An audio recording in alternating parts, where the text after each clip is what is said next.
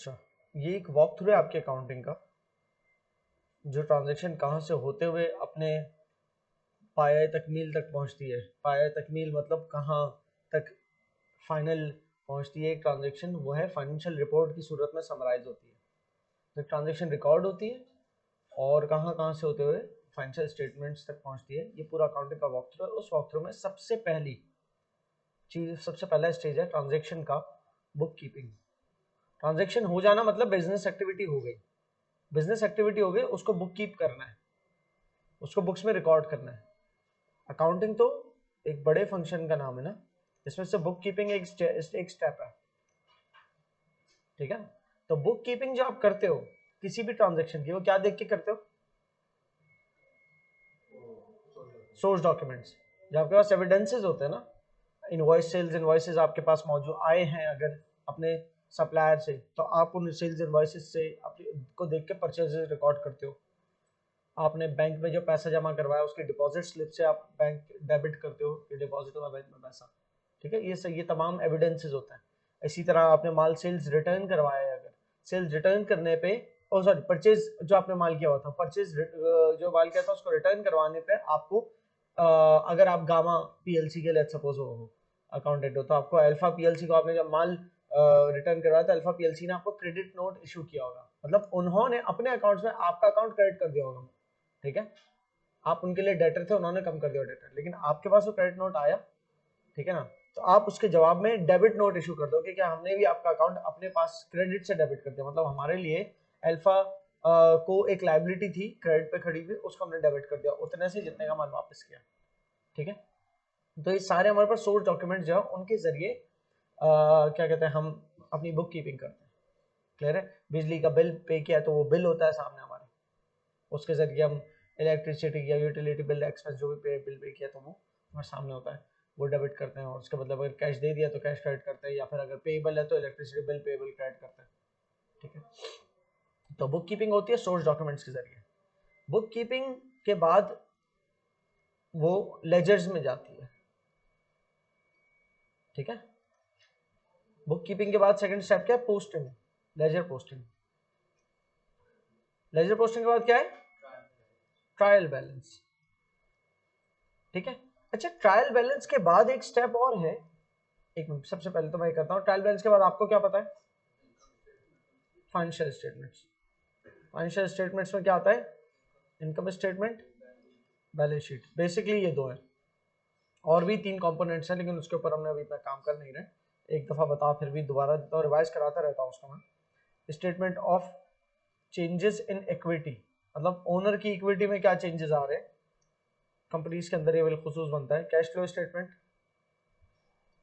और notes, explanatory notes के इन चारों बुक्स के अंदर जो नंबर फिगर्स के हवाले से कोई भी एक्सप्लेनेशन है तो उनमें रेफरेंस नंबर डाल के नोट्स के अंदर उस रेफरेंस को डिस्क्राइब कर देते हैं। इस तरह से करके फाइनेंशियल स्टेटमेंट्स बनती है, जो कि ओनर सबसे ज्यादा इंटरेस्टेड होता है, जिसके अंदर ओनर जो ऑलरेडी आपका ओनर है, और इसके अलावा जो पोटेंशियल ओनर है, मतलब ओनर अभी है नहीं लेकिन इन्वेस्ट करने वाला है वो बिजनेस में, या आप जिससे लोन लेना चाह रहे हो वो भी आपके फाइनेंशियल स्टेटमेंट्स मांग सकता है, ठीक है। अच्छा, ये मैंने इतना गैप इसलिए छोड़ा है क्योंकि कुछ चीजें ऐसी होती है जो ट्रायल बैलेंस बन जाता है ना, पूरा साल खत्म हो जाता है। पूरे साल खत्म होने के बाद कुछ ट्रांजेक्शन जो है, कुछ एंट्रीज आप और बनाते हो,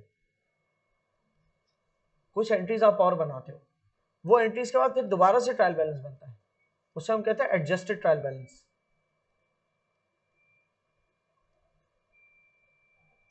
ठीक है। कुछ चीजें ऐसी होती है साल के एंड में आपको रिकॉर्ड करनी होती है, तो एडजस्टेड ट्रायल बैलेंस के बाद फिर पांचवा नंबर समझ लो, पांच यू कह लो। क्लियर है?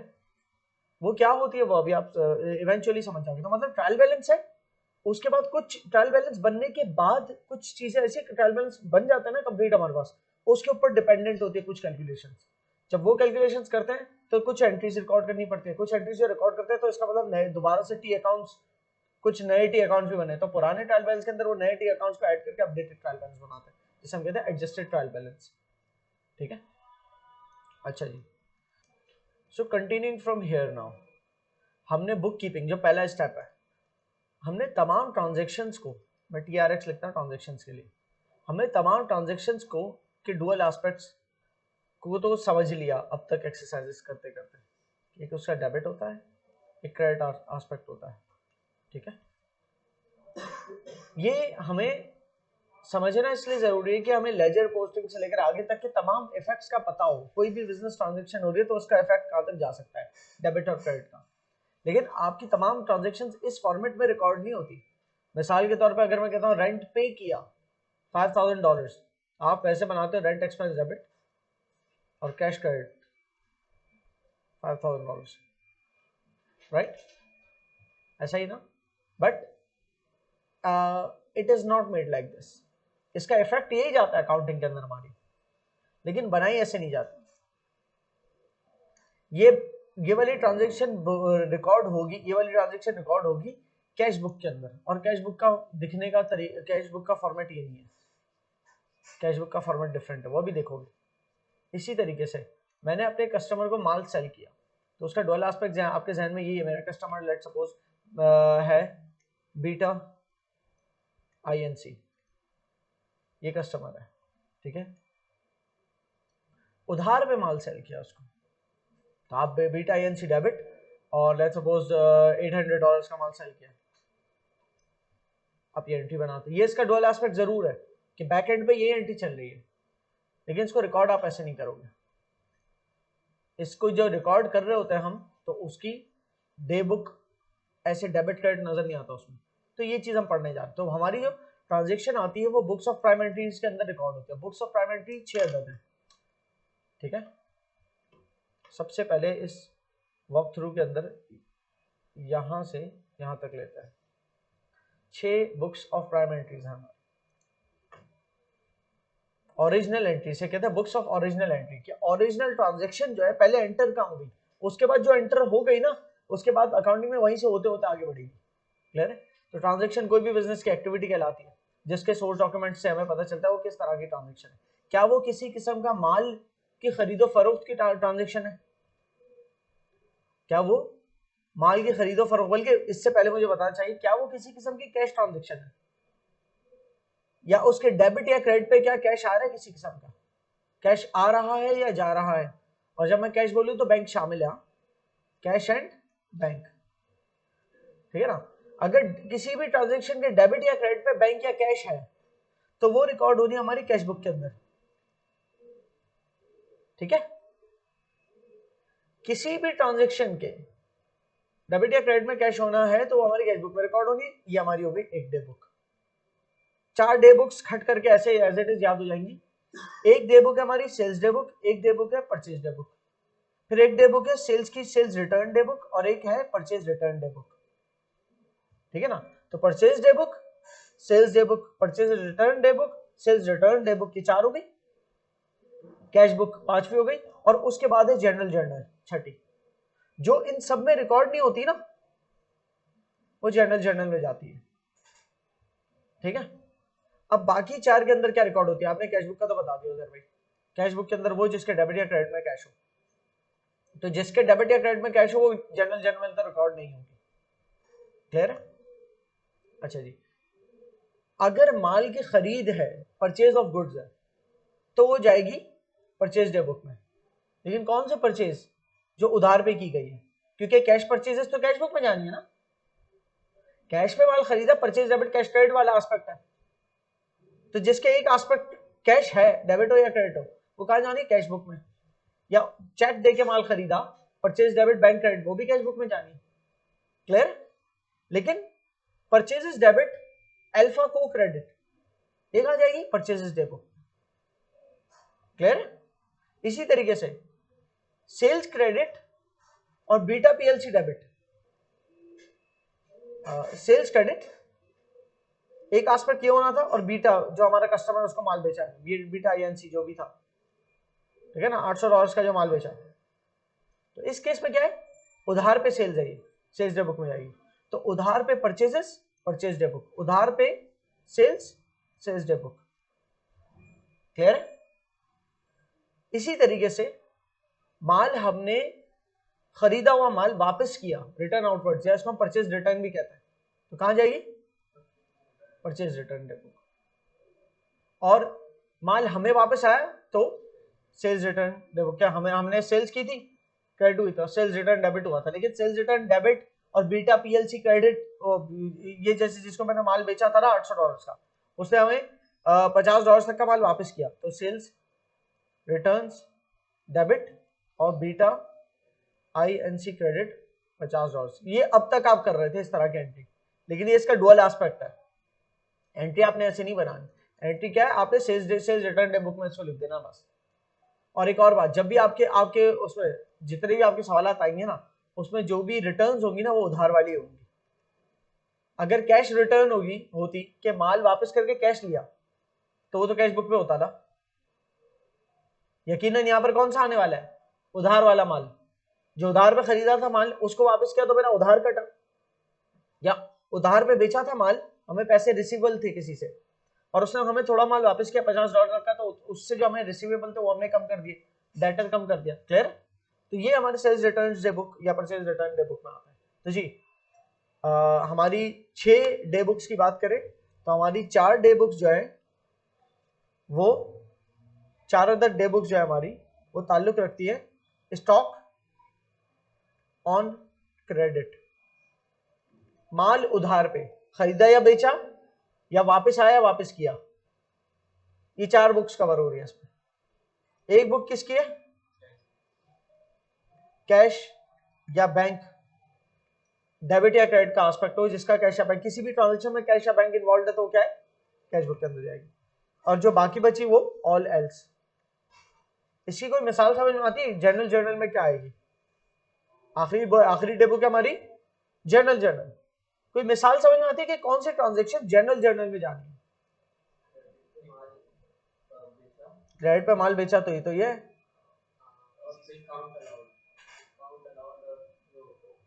डिस्काउंट अलाउड जनरल जर्नल की नहीं, कैश बुक की है। ठीक है, डिस्काउंट अलाउड के एक एस्पेक्ट, मतलब डिस्काउंट अलाउड ठीक है, अगर आपको लग रहा है डिस्काउंट अलाउड, एक तरह से आप सही बोल रहे हो, लेकिन याद रखना डिस्काउंट अलाउड और डिस्काउंट रिसीव्ड भी कैश बुक का ही है, क्योंकि कैश डिस्काउंट्स और होते हैं जब सेटल कर रहे होते हैं ट्रांजेक्शन, तो उस वक्त डिस्काउंट्स का एक कॉलम कैश बुक के अंदर मौजूद होता है। डिस्काउंट अलाउड हो या डिस्काउंट रिसीव्ड हो, ये कैश बुक की होती है। हाँ जी फरमाइए। गुड, किसी से उधार में खरीदा, लेकिन इक्विपमेंट, मर्चेंडाइज नहीं, स्टॉक की बात नहीं हो रही, क्योंकि ये स्टॉक के खरीदो फरोख्त की बात थी ना उधार पे, जो हमारी sales day book purchase day book में जाता। लेकिन हमने इक्विपमेंट या office furniture, fixtures and fittings, property plant and equipment, building, ये इस तरह के जितने भी आपके हैं, ठीक है, वो आपके कहाँ जाने, जनरल जर्नल में। इसी तरीके से आप कहते हो कि हमारे ऊपर ड्यू हो गई है पेनी की, salaries expense debit, salaries payable credit, कहाँ जाएगी? ठीक है, इसी तरीके से जनरली एक डेप्रिसिएशन की एंट्री बनती है, डेप्रिसिएशन एक्सपेंस डेबिट और अलाउंस फॉर डेप्रिसिएशन क्रेडिट। ठीक है, ये एंट्री भी हमारी जर्नल के अंदर ही बनती है। डेप्रिसिएशन हमें पढ़ेंगे डिटेल में आगे जाके, लेकिन डेप्रिसिएशन रिप्रेजेंट करती है हमारे नॉन करंट एसेट को, जितना हमने यूज कर लिया, जितना कंज्यूम कर लिया ना, तो उतने से उसके वेयर एंड टेयर हो गया, उतने से उसकी वैल्यू गिर गई नॉन करंट एसेट की, तो इसका मतलब उतने से वो डेप्रिशिएट हो गया। जी, तो हमारे डे बुक्स तक का हमने देख लिया, इसके फॉर्मेट्स वगैरह देखेंगे अभी, तो एक एक को खोल के देखेंगे अभी क्या है इसमें। फिर वो डे बुक्स से तमाम जो आपकी एंट्रीज है वो पोस्ट का होती है लेजर्स में। लेजर्स में मेन जो लेजर्स है ना वो कहलाते हैं जनरल नॉमिनल लेजर्स, या तो जनरल लेजर बोल दो उसको या नॉमिनल लेजर बोल दो। ठीक है, जनरल लेजर जैसे होता है ना जनरल जर्नल, अक्सर लोग इसको जनरल जर्नल पढ़ते हैं, जनरल जर्नल दो जर्नल ही है, जनरल जर्नल। इसी तरीके से जनरल लेजर होते हैं कि जिसमें तमाम लेजर्स बनते हैं, तमाम टी अकाउंट्स बनते हैं। ठीक है, अच्छा जनरल लेजर्स के अलावा सब्सिडरी लेजर्स भी होते हैं, वो उसके ऊपर भी बात करेंगे हम इवेंचुअली, लेकिन चलो अभी स्ट्रेट चलते हैं। हमारी बुक्स ऑफ प्राइम एंट्री से लेजर्स में पोस्ट होती है। लेजर्स कौन से हैं? लेजर्स का क्या कहलाता है? हमारे जनरल लेजर्स कहलाते हैं, नॉमिनल लेजर्स, ये दोनों नाम है हमारे लेजर्स के। इससे मुराद ये एक ऐसा रजिस्टर इमेजिन करना कि जिसके अंदर बहुत सारे टी अकाउंट्स हो, वो हमारा रजिस्टर कहलाएगा general ledger. General ledgers actually कि इस रजिस्टर के अंदर बहुत सारे लेजर्स है, जनरल जितने भी बिजनेस के अंदर मौजूद है। ठीक है, फिर वहां से ट्रायल बैलेंस बनता है। ट्रायल बैलेंस बनता है, कुछ एडजस्टमेंट होती है, फिर दोबारा जिससे ट्रायल बैलेंस बनता है, लेकिन ट्रायल बैलेंस जब कंप्लीट हो जाते हैं फिर फाइनेंशियल स्टेटमेंट बनती है। क्लियर है? अब ये जनरल लेजर के वक्त आपको एक यहाँ पर बबल दिख रहा है कंट्रोल अकाउंट्स का, और यहाँ पर आपको एक वो कैटेगरी बनी हुई है सब्सिडरी लेजर्स की, और उसमें एक लिखा है परचेजेस लेजर, सेल्स लेजर। तो इसके ऊपर हम इवेंचुअली बात करेंगे, अभी बात नहीं कर रहे हैं। पहले हम डे बुक्स को अब देख लेते हैं, ठीक है, कि डे बुक्स दिखती किस तरह की है। परचेजेस डे बुक, इसके ऊपर आने से पहले आपको एक बेसिक परचेजेस डे बुक का अगर मैं फॉर्मेट बताऊं तो कुछ इस तरह से होगा। आपने जिसके लिए लिख अकाउंटिंग कर रहे हो उसका नाम लिखा है यहाँ पर लिखा परचेजेस डे बुक, यहाँ पर तीसरी लाइन में फॉर द पीरियड, जब भी वो आपका साल अकाउंटिंग पीरियड खत्म हो रहा वो डाल दिया। हो सकता है मंथली बन रही हो तो फिर फॉर द मंथ एंडेड लिखते, एक मंथ के लिए कर रहे हो, लेकिन आप पूरे अकाउंटिंग पीरियड के लिए लिख रहे हो तो कोई मसला नहीं। बेसिक ये है कि आपने डेट डालनी है, एक कॉलम डेट का है, ठीक है, बिल्कुल बेसिक फॉर्म में बता रहा हूँ उसकी।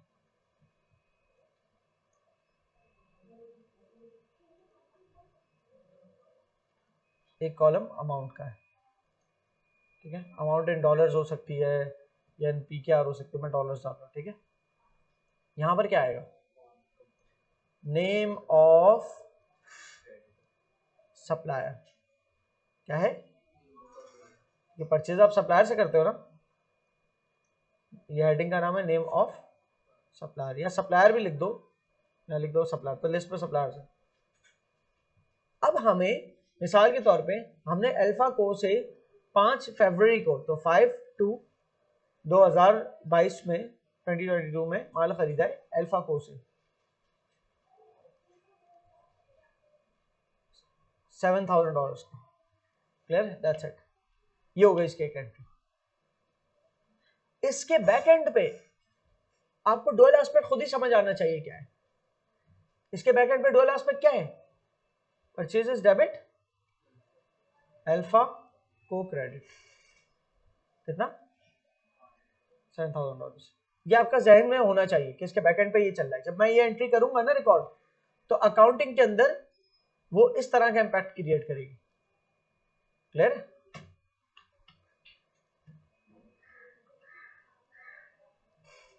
चलिए फिर मिसाल के तौर पे 7 जून को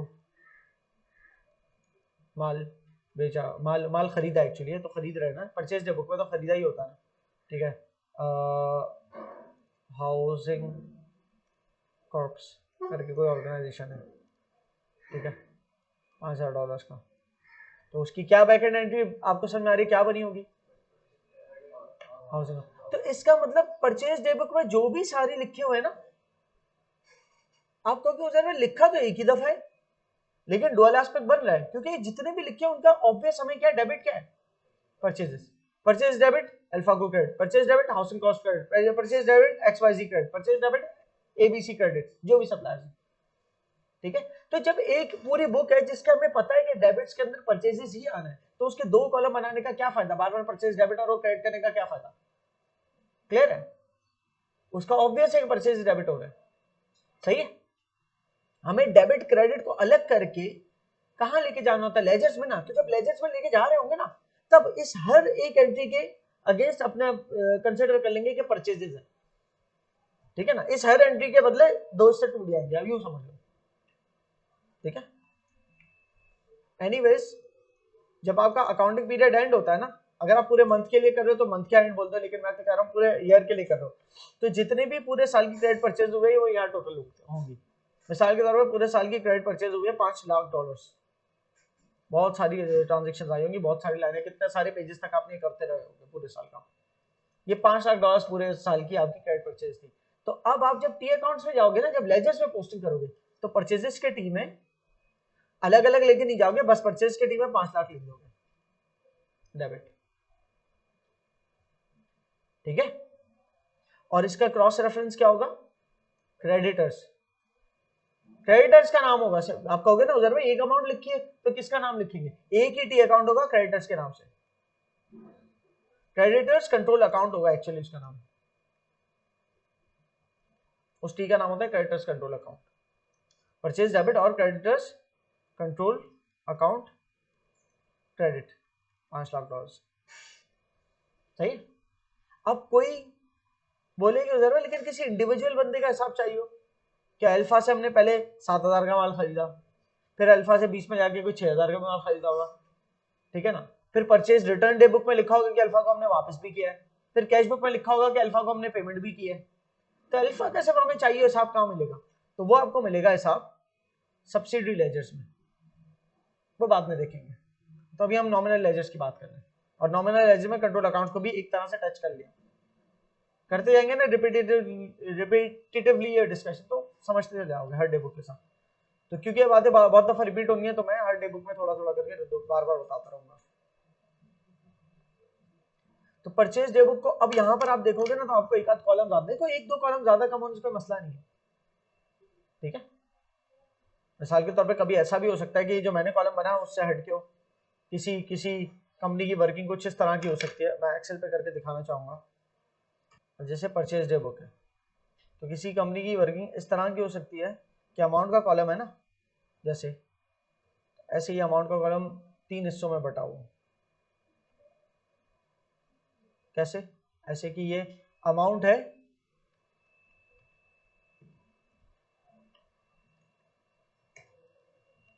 टैक्स एक्सक्लूसिव, फिर आ जाता है tax VAT value added tax,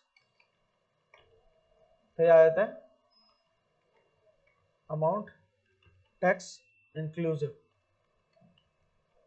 tax शामिल है जिसमें, इसमें टैक्स शामिल नहीं है, और वैट मिसाल के तौर पे 17% होगा वैल्यू एडेड टैक्स, ठीक है। अब आपने मिसाल के तौर पे माल खरीदा किसी से, डेट यहाँ पर आ जाएगी जो भी मिसाल तौर पे 5 तारीख दूसरा महीना 2022,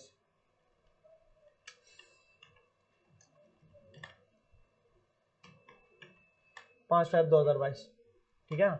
अल्फा को ये हमारा सप्लायर था, इनवॉइस नंबर यहाँ पर आ जाएगा कि कौन से इनवॉइस नंबर के तहत जब वो इनवॉइस भेजा होगा उसने, वो सोर्स डॉक्यूमेंट का कोई कोड होगा ना, वो लिखेंगे यहाँ इस इनवॉइस नंबर से ये पता चला मुझे कि उससे मैंने माल खरीदा था। ये इनवॉइस नंबर अल्फा न्यूमेरिक हो सकता है कि a for example b 112 invoice number हो सकता है, या सिर्फ न्यूमेरिक भी हो सकता है 112021 लेट्स सपोज, कुछ भी हो सकता है इनवॉइस नंबर। फिर उसमें एक्सक्लूसिव अमाउंट की वो अमाउंट जो हमारे सप्लायर से ताल्लुक रखती है, वो मिसाल के तौर पर थी सिर्फ 5,000 लेट्स सपोज, फिर उसके ऊपर 17% जो बनता है वो कितना बनता है मल्टीप्लाइड बाय टैक्स इतना बनता है, तो टोटल हमारी अमाउंट बना बिल बना 850 का। तो ये 3 कॉलम ऐड अलग अलग कर दिया आपने। अगर कोई ऐसा है जो अपनी इनपुट आउटपुट टैक्स की वर्किंग रखना चाहता है तो वो इस तरह से करता है काम, ठीक है ना। इसी तरीके से आप कहोगे यार वो सप्लायर के नाम के साथ पहले हम सप्लायर कोड भी रखते हैं, पहले सप्लायर कोड लिखते हैं फिर नाम लिखते हैं, क्योंकि 2 सप्लायर अल्फा को के नाम से ऐसा लगता है, ऐसा है हो सकता है, एग्जैक्ट नेम से नहीं हो सकते एक ही जगह पर, क्योंकि रजिस्टर्ड अगर बिजनेस है, लेकिन अक्सर होता है ना कि सेम नेम भी होता है, माशाल्लाह मिल्क शॉप, माशाल्लाह मिल्क शॉप, तो कितना मिलेंगे। तो आपने फिर सप्लायर कोड रख दिया कि हमारे सप्लायर का कोड है मिसाल के तौर पे MA-112, ये सप्लायर कोड है अल्फा को का, तो ये यूनिक कोड है, ये अल्फा को के लिए इस्तेमाल होगा। तो आपके हिसाब से कॉलम बढ़ते जा रहे हैं, लेकिन एट द एंड जो कॉलम रिक्वायर्ड है वो क्या है, डेट, अमाउंट और सप्लायर, ये तो चाहिए ही चाहिए।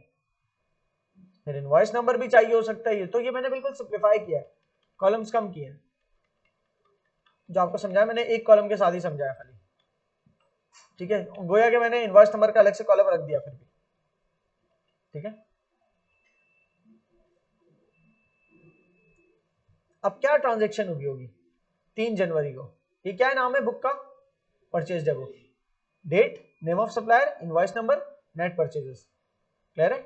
3 जनवरी 2001 क्या हुआ, मेहमत स्टील लिमिटेड क्या है हमारा सप्लायर है, ठीक है।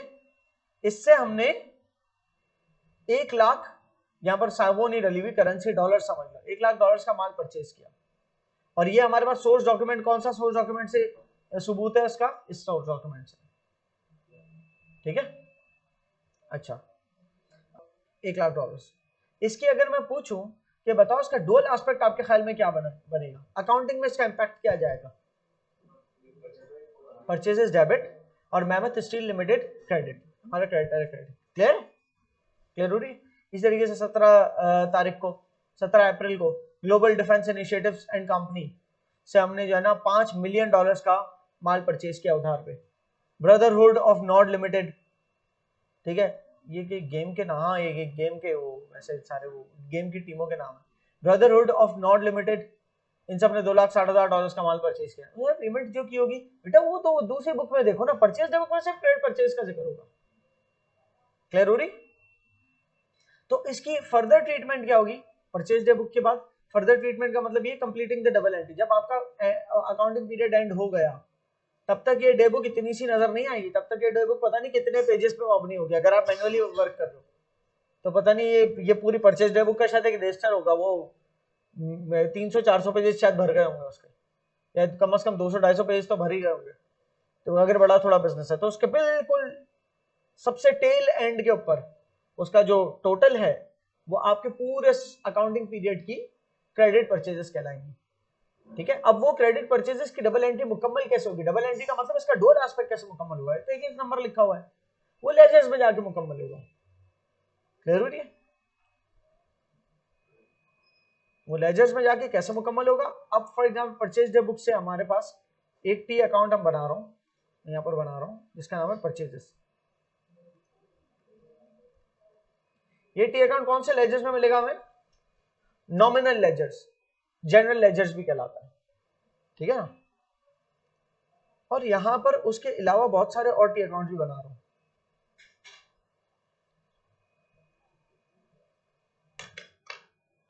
थोड़ा छोटा कर रहा हूं साइज ताकि बना सकूं ज्यादा कॉपीज। ये 70-80 टी अकाउंट्स भी पॉसिबल हैं, 10-12 भी पॉसिबल हैं। किसी बिजनेस का एक ही सप्लायर तो एक भी पॉसिबल। ये हर सप्लायर का यूनिक अलग टी अकाउंट है। ये कहां बनेंगे? सब्सिडी लेजर्स में, ठीक है। जैसे अल्फा का, ग्लोबल डिफेंस इनिशिएटिव्स का, ठीक है ना, ब्रदरहुड ऑफ नॉर्ड का अलग टी अकाउंट, सही ना। और इसके अलावा आई डोंट नो और क्या थे, उस नाम थे जगरनॉट, पीएलसी जो भी है उसका अलग। ये सबके अलग अलग टी अकाउंट्स, ये सब्सिडी लेजर्स हैं। कि अगर आपको किसी का इंडिविजुअल हिसाब देना हो ना, कभी रखना हो, तो आपके पास अलग से हिसाब मौजूद हो कि भाई उसका क्या हिसाब चल रहा है, सही है। ये सब्सिडी लेजर्स कहलाते हैं सब। ये सब्सिडी लेजर्स में भी दो कैटेगरीज है। ये सब्सिडी लेजर्स कौन से वाले हैं? क्रेडिटर्स के। इसी तरह सब्सिडी लेजर्स आपके डेटर्स के भी हो सकते हैं। ये सारे क्रेडिटर्स का आपने एक तरफ ग्रुप टुगेदर कर दिए, एक तरफ हमने सब्सिडी लेजर्स डेटर के अलग कर दिए, ठीक है ना। वो भी फिर बहुत सारे आपके कस्टमर्स के, क्रेडिट कस्टमर्स के अलग अलग टी अकाउंट्स हैं, सही है।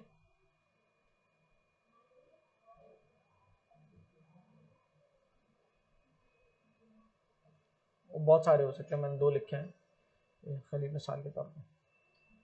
जबकि आपके पास जो जनरल लेजर है,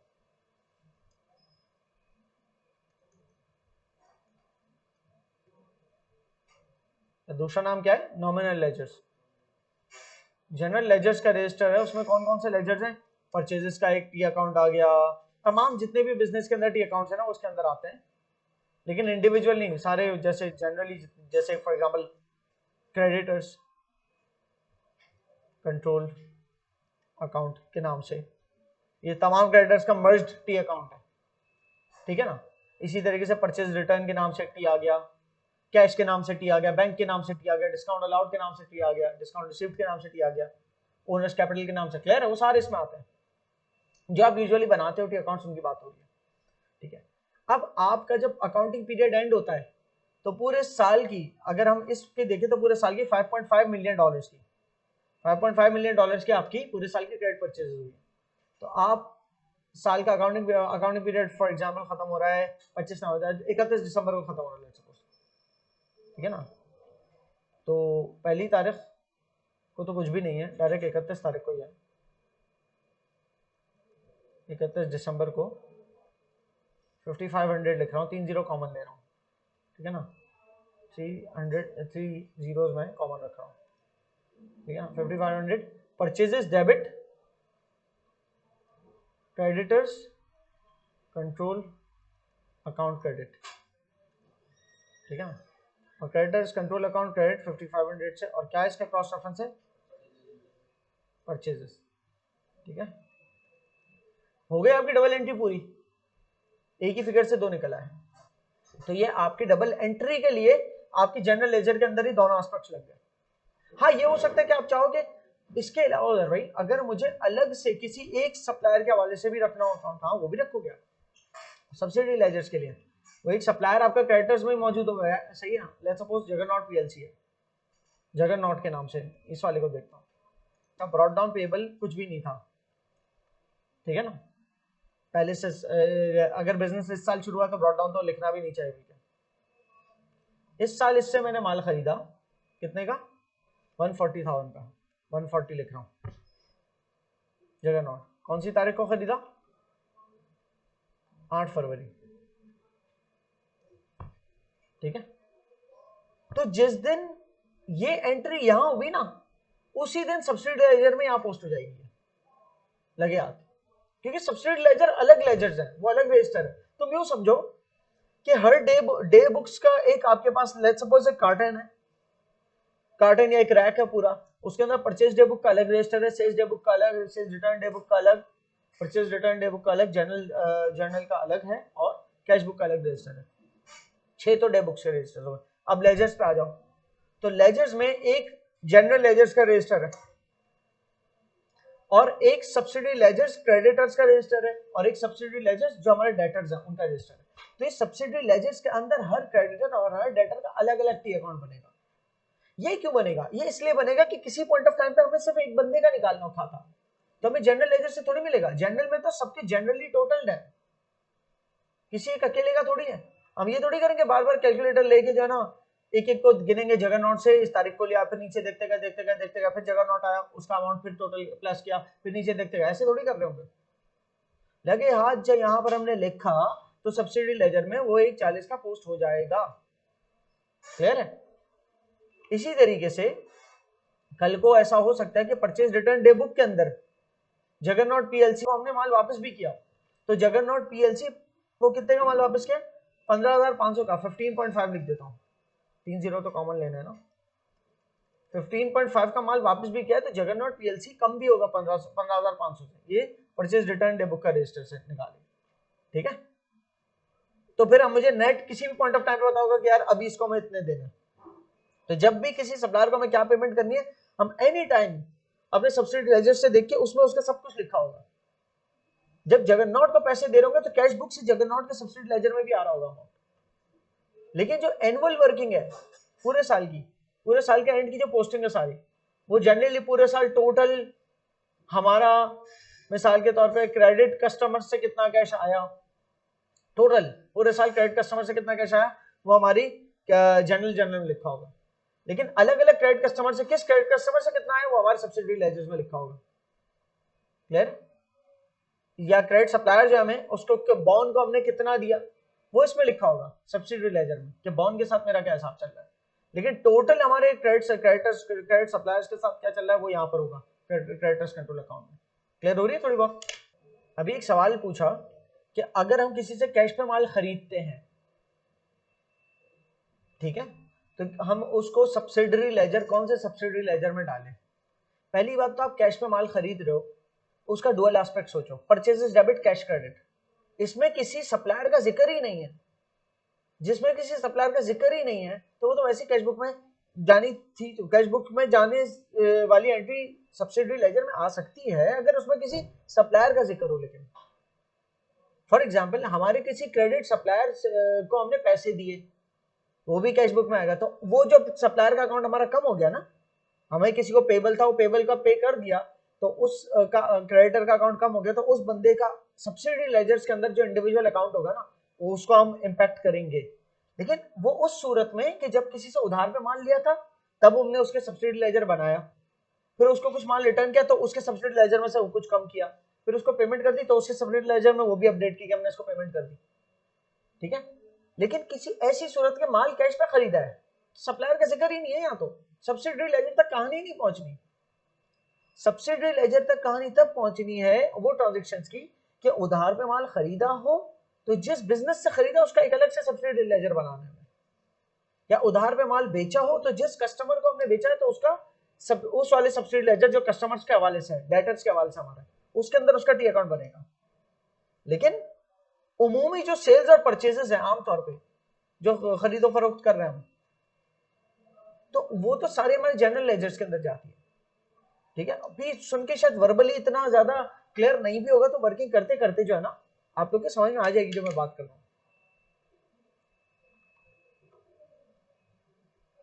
इसको पढ़ता हूं मैं आपके सामने। Completing the double entry at the end of the accounting period. तो डबल एंट्री पूरी करना मतलब आप लेजर्स में इसके दोनों एस्पेक्ट देखें। डबल एंट्री हमें दिखनी नहीं चाहिए, जरूरी नहीं कि हम बुक्स ऑफ प्राइम एंट्री पे जब रिकॉर्डिंग कर रहे हैं तब हमें डबल एंट्री नजर आए। ये बुक्स ऑफ प्राइम एंट्री के अंदर जब रिकॉर्ड कर रहे हैं ना तब हमें डबल एंट्री दिखे, डेबिट और क्रेडिट, जरूरी नहीं है। लेकिन जब लेजर्स तक पहुंचे तो हमारे दो एस्पेक्ट्स हिट हो चुके हो, दो अकाउंट्स हिट हो चुके हो, ये जरूरी है, ठीक है। अच्छा, डबल एंट्री पूरी करने का जब सवाल पैदा होता है ना तो उसका मतलब ये होता है कि जनरल लेजर के अंदर दो एस्पेक्ट चले जाएं, किसी भी ट्रांजैक्शंस के दो एस्पेक्ट जनरल लेजर के अंदर आ जाए कि जनरल लेजर्स में से कोई एक लेजर डेबिट हो रहा हो और कोई एक लेजर क्रेडिट हो रहा हो, ठीक है। सब्सिडरी लेजर तो एक एक्स्ट्रा इंफॉर्मेशन की तरह है कि सब्सिडरी लेजर मतलब हमारे जनरल लेजर्स के अंदर जिस तरह से क्रेडिटर्स का एक सिंगल टी अकाउंट है ना, तो उसका एक्सटेंडेड वर्जन है हमारे सब्सिडरी लेजर्स। इसके अंदर डुअल एस्पेक्ट मत ढूंढना कि इसकी क्रॉस एंट्री कहां पड़ी, ये अलग अलग हर एंट्री के क्रॉस, इसके अंदर डुअल एस्पेक्ट मत ढूंढना। लेकिन जनरल लेजर में परचेजेस की कोई अमाउंट लिखी तो उसका क्रॉस एस्पेक्ट जनरल लेजर के अकाउंटिंग में नजर आना चाहिए, क्लियर है। जबकि हमारे सब्सिडरी लेजर जैसे यहाँ पर देखो, परचेजेस अगर 5500 से डेबिट हो रही है तो उसका जनरल लेजर में एक 5500 क्रेडिट भी दिख रहा है मुझे, जबकि यही 5500 के अंदर कहीं ये तो तमाम हमारी परचेजेस है ना, और ये तमाम उधार पे जो परचेज है उसको ये फिगर उसे रिप्रेजेंट कर रहा है, राइट। उसमें इस 5500 में जगत नॉट से जो हमने 140 का मान लिया वो शामिल है, ठीक है ना। तो वो ऑलरेडी रिकॉर्ड हो गया, लेकिन हमें फिर भी इस 5500 से क्लियर नहीं हो रहा कि किसका अलग अलग हिसाब खाता क्या है, तो इसलिए हम सब्सिडरी लेजर्स बना रहे हैं कि जगत नॉट का 140 है। इसके अंदर ये नहीं कि 140 की क्रॉस एंट्री ढूंढ रहे हो आप, वो क्रॉस एंट्री आपको कहीं नहीं मिलेगी, क्लियर हो रही है। आप भले इसको ये लिख दोगे, भले आप अपनी तसल्ली के लिए इसको लिखोगे परचेजेस की है, फिर दोबारा कोई अमाउंट परचेज किया उसको भी परचेजेस लिख दोगे, फिर कोई 50 का माल खरीदा फिर भी परचेज, बार बार परचेज लिखते चले जाओगे, ठीक है। और जब उसके जगन नॉट का अकाउंट हमारे पास कम हो रहा है तो उसके दो तीन वजूहत हो सकती है। एक तो परचेज रिटर्न हो सकता है, एक हो सकता है कि हमने उसको कैश दे दिया, एक हो सकता है उसको बैंक से पैसे दे दिए, एक हो सकता है हमें डिस्काउंट रिसीव्ड हुआ, तो इन सूरतों में उसका अकाउंट खत्म हो सकता है, ठीक है ना। तो वो अलग अलग हो सकता है, चलो, पर पॉइंट इज अगले बंदे का हिसाब है। डुअल एस्पेक्ट हमें यहाँ ढूंढना है, जनरल लेजर्स के दो टी अकाउंट डेबिट क्रेडिट हो रहे हैं, ठीक है। तो कंप्लीटिंग द डबल एंट्री के अंदर एक स्टेज है जनरल लेजर का और एक स्टेज है सब्सिडरी लेजर का, सही है। तो पहले जनरल लेजर्स में आ जाते हैं। जनरल लेजर्स के अंदर में डबल एंट्री कंप्लीट करनी होती है। तो परचेजेस टी अकाउंट कह रहे जनरल लेजर में एक परचेजेस का टी अकाउंट पहले तो इफेक्ट होता है कि जो पूरा टोटल है ना पूरे साल का, परचेज डे बुक का जो टोटल है पूरे साल का, वो परचेजेस के टी अकाउंट को डेबिट कर देता है, ठीक है। और उसके बदले क्रॉस रेफरेंस देता है क्रेडिटर्स कंट्रोल अकाउंट के नाम से, सही है। और क्या करता है, क्रेडिटर्स कंट्रोल अकाउंट को क्रेडिट कर देता है, और क्रेडिट कर देता है क्रेडिटर्स कंट्रोल अकाउंट को, और उसके बदले रेफरेंस देता है परचेज टी अकाउंट। तो जो बात की वो क्या थी, परचेजेस टी अकाउंट जो है वो डेबिट होगा, परचेज टी अकाउंट डेबिट हो रहा है, और क्रॉस रेफरेंस डलेगा creditors control account. Cross reference क्या डला है, क्रेडिटर्स कंट्रोल अकाउंट, और क्रेडिटर्स कंट्रोल अकाउंट क्रेडिट हो रहा है, क्रेडिटर्स कंट्रोल अकाउंट क्रेडिट हो रहा है एक्सपेंसेस से, और उसका क्रॉस रेफरेंस क्या डलेगा, परचेजेस का टी अकाउंट। लेकिन इतना लंबा नहीं लिख रहा परचेजेस टी अकाउंट, परचेज लिख दोगे तो क्लियर है। अमाउंट क्या आएगी, ये लिखी हुई, the purchase account journal is debited with the total of the purchases journal. पूरे साल का जो परचेज जर्नल का टोटल है, परचेज जर्नल क्या होता है भाई, वही purchase day book. Purchase day book का दूसरा नाम है परचेज जर्नल। ये जर्नल भी कहलाता है, purchase journal, sales journal, sales return journal, purchase return journal. Cash journal तो मैंने सुना नहीं है वैसे, कैश बुक ही सुना हमेशा, और बाकी जर्नल जर्नल। सही है बेटा, ये समझ में आ गया। अब इसके अंदर एक नोट पढ़ो, नोट लिखा है in the general ledger, note करो इस बात को, in the general ledger the purchases T account is not debited for every individual transaction from the purchase day book. आपका जो परचेज टी अकाउंट है ना, वो एक एक करके डेबिट नहीं हो रहा हर अलग अलग के लिए, कि 1 लाख से फिर 140 से, ये अलग अलग से नहीं हो रहा, बल्कि टोटल, ये टोटल से डेबिट हो रहा है।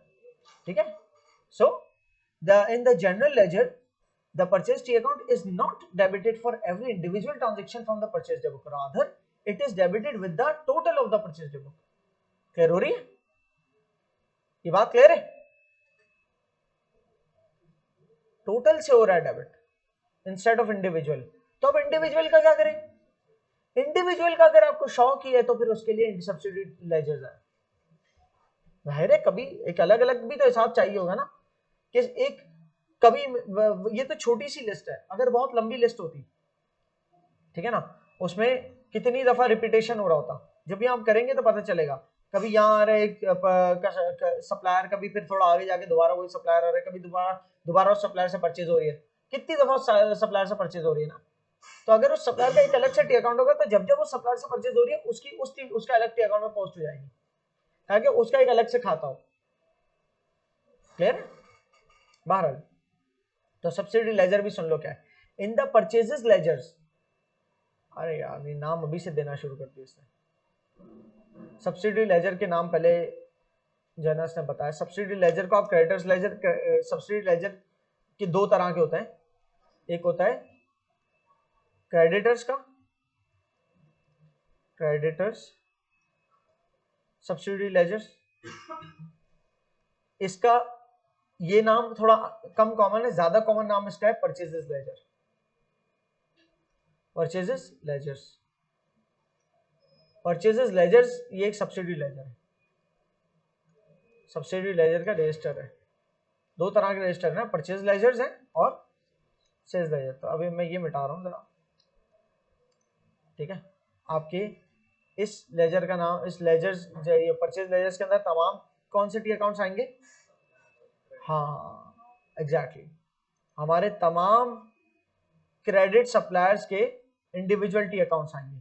इसको देख के ये मत समझना कि इसके अंदर परचेजेस का टी अकाउंट होगा। परचेजेस का टी अकाउंट तो नॉमिनल लेजर में है, नाम के ऊपर ये मत समझना परचेज लेजर है तो इसमें परचेजेस के टी अकाउंट्स होंगे। वो परचेजेस के पहली बात तो टी अकाउंट्स नहीं होते, एक ही होता है परचेज का टी अकाउंट। सही है, तो उसके लिए पूरे एक अलग से रजिस्टर और उसके साथ लेजर्स का नाम लिखने की जरूरत नहीं थी, वो तो टी अकाउंट मेरे पास मौजूद है, परचेज का टी अकाउंट। परचेज लेजर्स नाम भले है आपका, लेकिन इसके अंदर मतलब ये है इसका हर क्रेडिटर का, हर क्रेडिट सप्लायर का जो माल हमें उधार पे बेचता है उसका टी अकाउंट यहां पर बनना है। क्लियर? तो इसका नाम क्या होना चाहिए? Sales ledgers. ठीक है, क्या ये? इसमें कौन से टी अकाउंट्स होंगे? कस्टमर्स, क्रेडिट कस्टमर्स के। क्रेडिट कस्टमर्स हमारे जो है उनका और क्या कहलाते हैं? दूसरा लफ्ज क्या उनके लिए? डेटर्स। तमाम इंडिविजुअल डेटर्स के टी अकाउंट्स होंगे इसमें, ठीक है, अलग अलग जो हमारे सारे कस्टमर्स हैं जिनको हम उधार पे माल बेचते हैं, फिर वो कभी हमें कुछ रिटर्न भी करते हैं, फिर उसमें से कुछ वो पैसे भी देते हैं, फिर हम उनको कोई डिस्काउंट भी अलाउ करते हैं। क्लियर है? तो इनके एक एक टी अकाउंट में अलग अलग बुक से एंट्रीज आ सकती हैं। अब मिसाल देता हूँ, मैं सवाल करता हूँ, चलो अल्फा है मेरा एक कस्टमर है और सप्लायर है, परचेज लेजर में मिलेगा मुझे क्योंकि मेरा क्रेडिटर है ना, उस क्रेडिटर का अल्फा का इंडिविजुअल टी अकाउंट मुझे कहाँ मिलेगा? परचेज लेजर के अंदर। ठीक है, इसको अभी हम उसकी जनरल लेजर वाली बात नहीं, जनरल लेजर वाली वर्किंग तो टोटल पे होती है ना, purchase debit credit control account credit, मैं उसकी बात नहीं कर रहा। मैं कह रहा हूं कि परचेज डे बुक से इंडिविजुअल एंट्रीज लेके आते हैं अगर, तो अल्फा हमारा जो सप्लायर है परचेज डे बुक के इंडिविजुअल लाइन आइटम्स यहां पर आएंगे क्रेडिट पे, ठीक है, क्योंकि इसके क्रेडिट होने का मतलब ये कि हमारे अल्फा की लायबिलिटी बढ़ रही है, हमें उसको पे करना है, लायबिलिटी क्रेडिट साइड पे बढ़ती है। फिर ये हमें सब कुछ मिलेगा परचेज डे बुक से। कहां से मिलेगा? परचेज रिटर्न डे बुक से भी कुछ इंफॉर्मेशन मिल सकती है कि उसने हमें माल कितना रिटर्न किया, कभी किसी तारीख को 50 का रिटर्न किया, किसी तारीख को $200 का रिटर्न किया, किसी अलग डेट को $70 का रिटर्न किया। कैश बुक से हमें मिलेगी इंफॉर्मेशन कि हमने उसको पेमेंट्स कितनी की, किसी तारीख, फॉर एग्जांपल 27 अगस्त को हमने उसको जाना $500 की पेमेंट कर दी, फिर 25 सितंबर को उसको हमने फिर और $2000 की पेमेंट कर दी, अलग अलग डेट्स पे अलग अलग पेमेंट्स की, समझ रहे? तो हर अलग अलग डे बुक से इंफॉर्मेशन मिलती चली जाएगी इंडिविजुअली। जबकि यहां पर क्या वर्किंग है, जनरल लेजर में टोटल की वर्किंग है, टोटल्स की वर्किंग है। क्लियर हो रही है?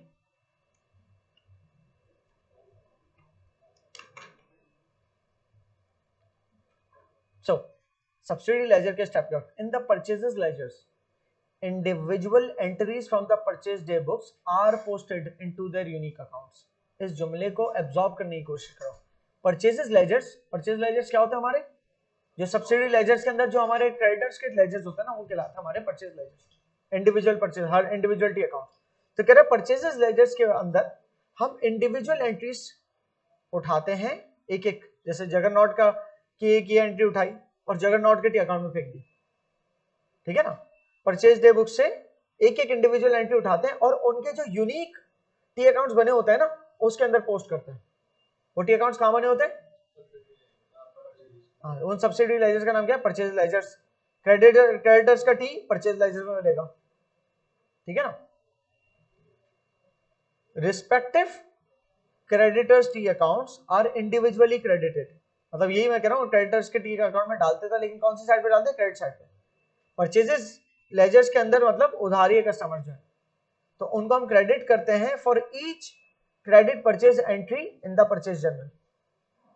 जब फॉर एग्जांपल जगरनॉट की हर क्रेडिट हर एंट्री जो है ना हमारी, जैसे 1,40,000 की, फिर कोई और आएगी, फिर कोई और आएगी, तो जितनी एंट्रीज आती जाएंगे हर दफा हम परचेजेस लेजर्स के अंदर जाके जगरनॉट का टी अकाउंट खोल के उसके अंदर पोस्ट करते रहेंगे अलग अलग एंट्री।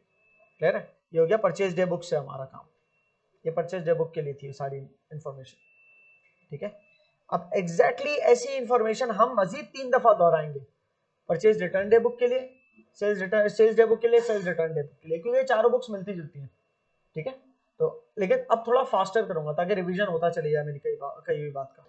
बल्कि आगे बढ़ने से पहले मैं चाहूंगा कि आप लोग पहले नोट्स से ये एरिया खुद रीड करें, ठीक है। उसके बाद ये सिमिलर एक्सप्लेनेशन में आगे मतलब तब तक ये पॉज कर देते हैं और उसके बाद similar explanation purchase return day book, sales day book और सेल्स रिटर्न डे बुक की भी दूंगा ना, तो फिर आप लोगों को कंप्लीट एक जहन में पिक्चर बैठ जाएगी। क्लियर है? तो पहले आप रीड कर लें यहां तक के नोट्स, परचेज डे बुक तक के, ठीक है। अच्छा, परचेज डे बुक हमने देख ली, फिर आते हैं परचेज रिटर्न डे बुक के अंदर, या इसको परचेज रिटर्न जर्नल भी कह सकते हैं, ठीक है। वही ये 3 column, date, name of supplier, क्योंकि परचेज रिटर्न जिससे माल परचेज किया उसी को रिटर्न कर रहे हैं, लेकिन जब रिटर्न करें तो परचेज डे बुक के अंदर माइनस करके नहीं लिखते उसको। ये नहीं कि परचेज डे बुक में जब माल आ रहा था उसके नीचे माइनस करके लिख देना, नहीं भाई, पहली बात तो उसके फौरन नीचे जगह नहीं मिलेगी, क्योंकि उसके बाद बहुत सारी परचेज और कर चुके होंगे, फिर पता नहीं कब माल रिटर्न करोगे तो पता नहीं कौन सी लाइन में तुम रिटर्न का डिडक्ट करोगे, it wouldn't work that way. बेहतर ये है कि परचेज रिटर्न जर्नल अलग से बना दिया हमने, ठीक है।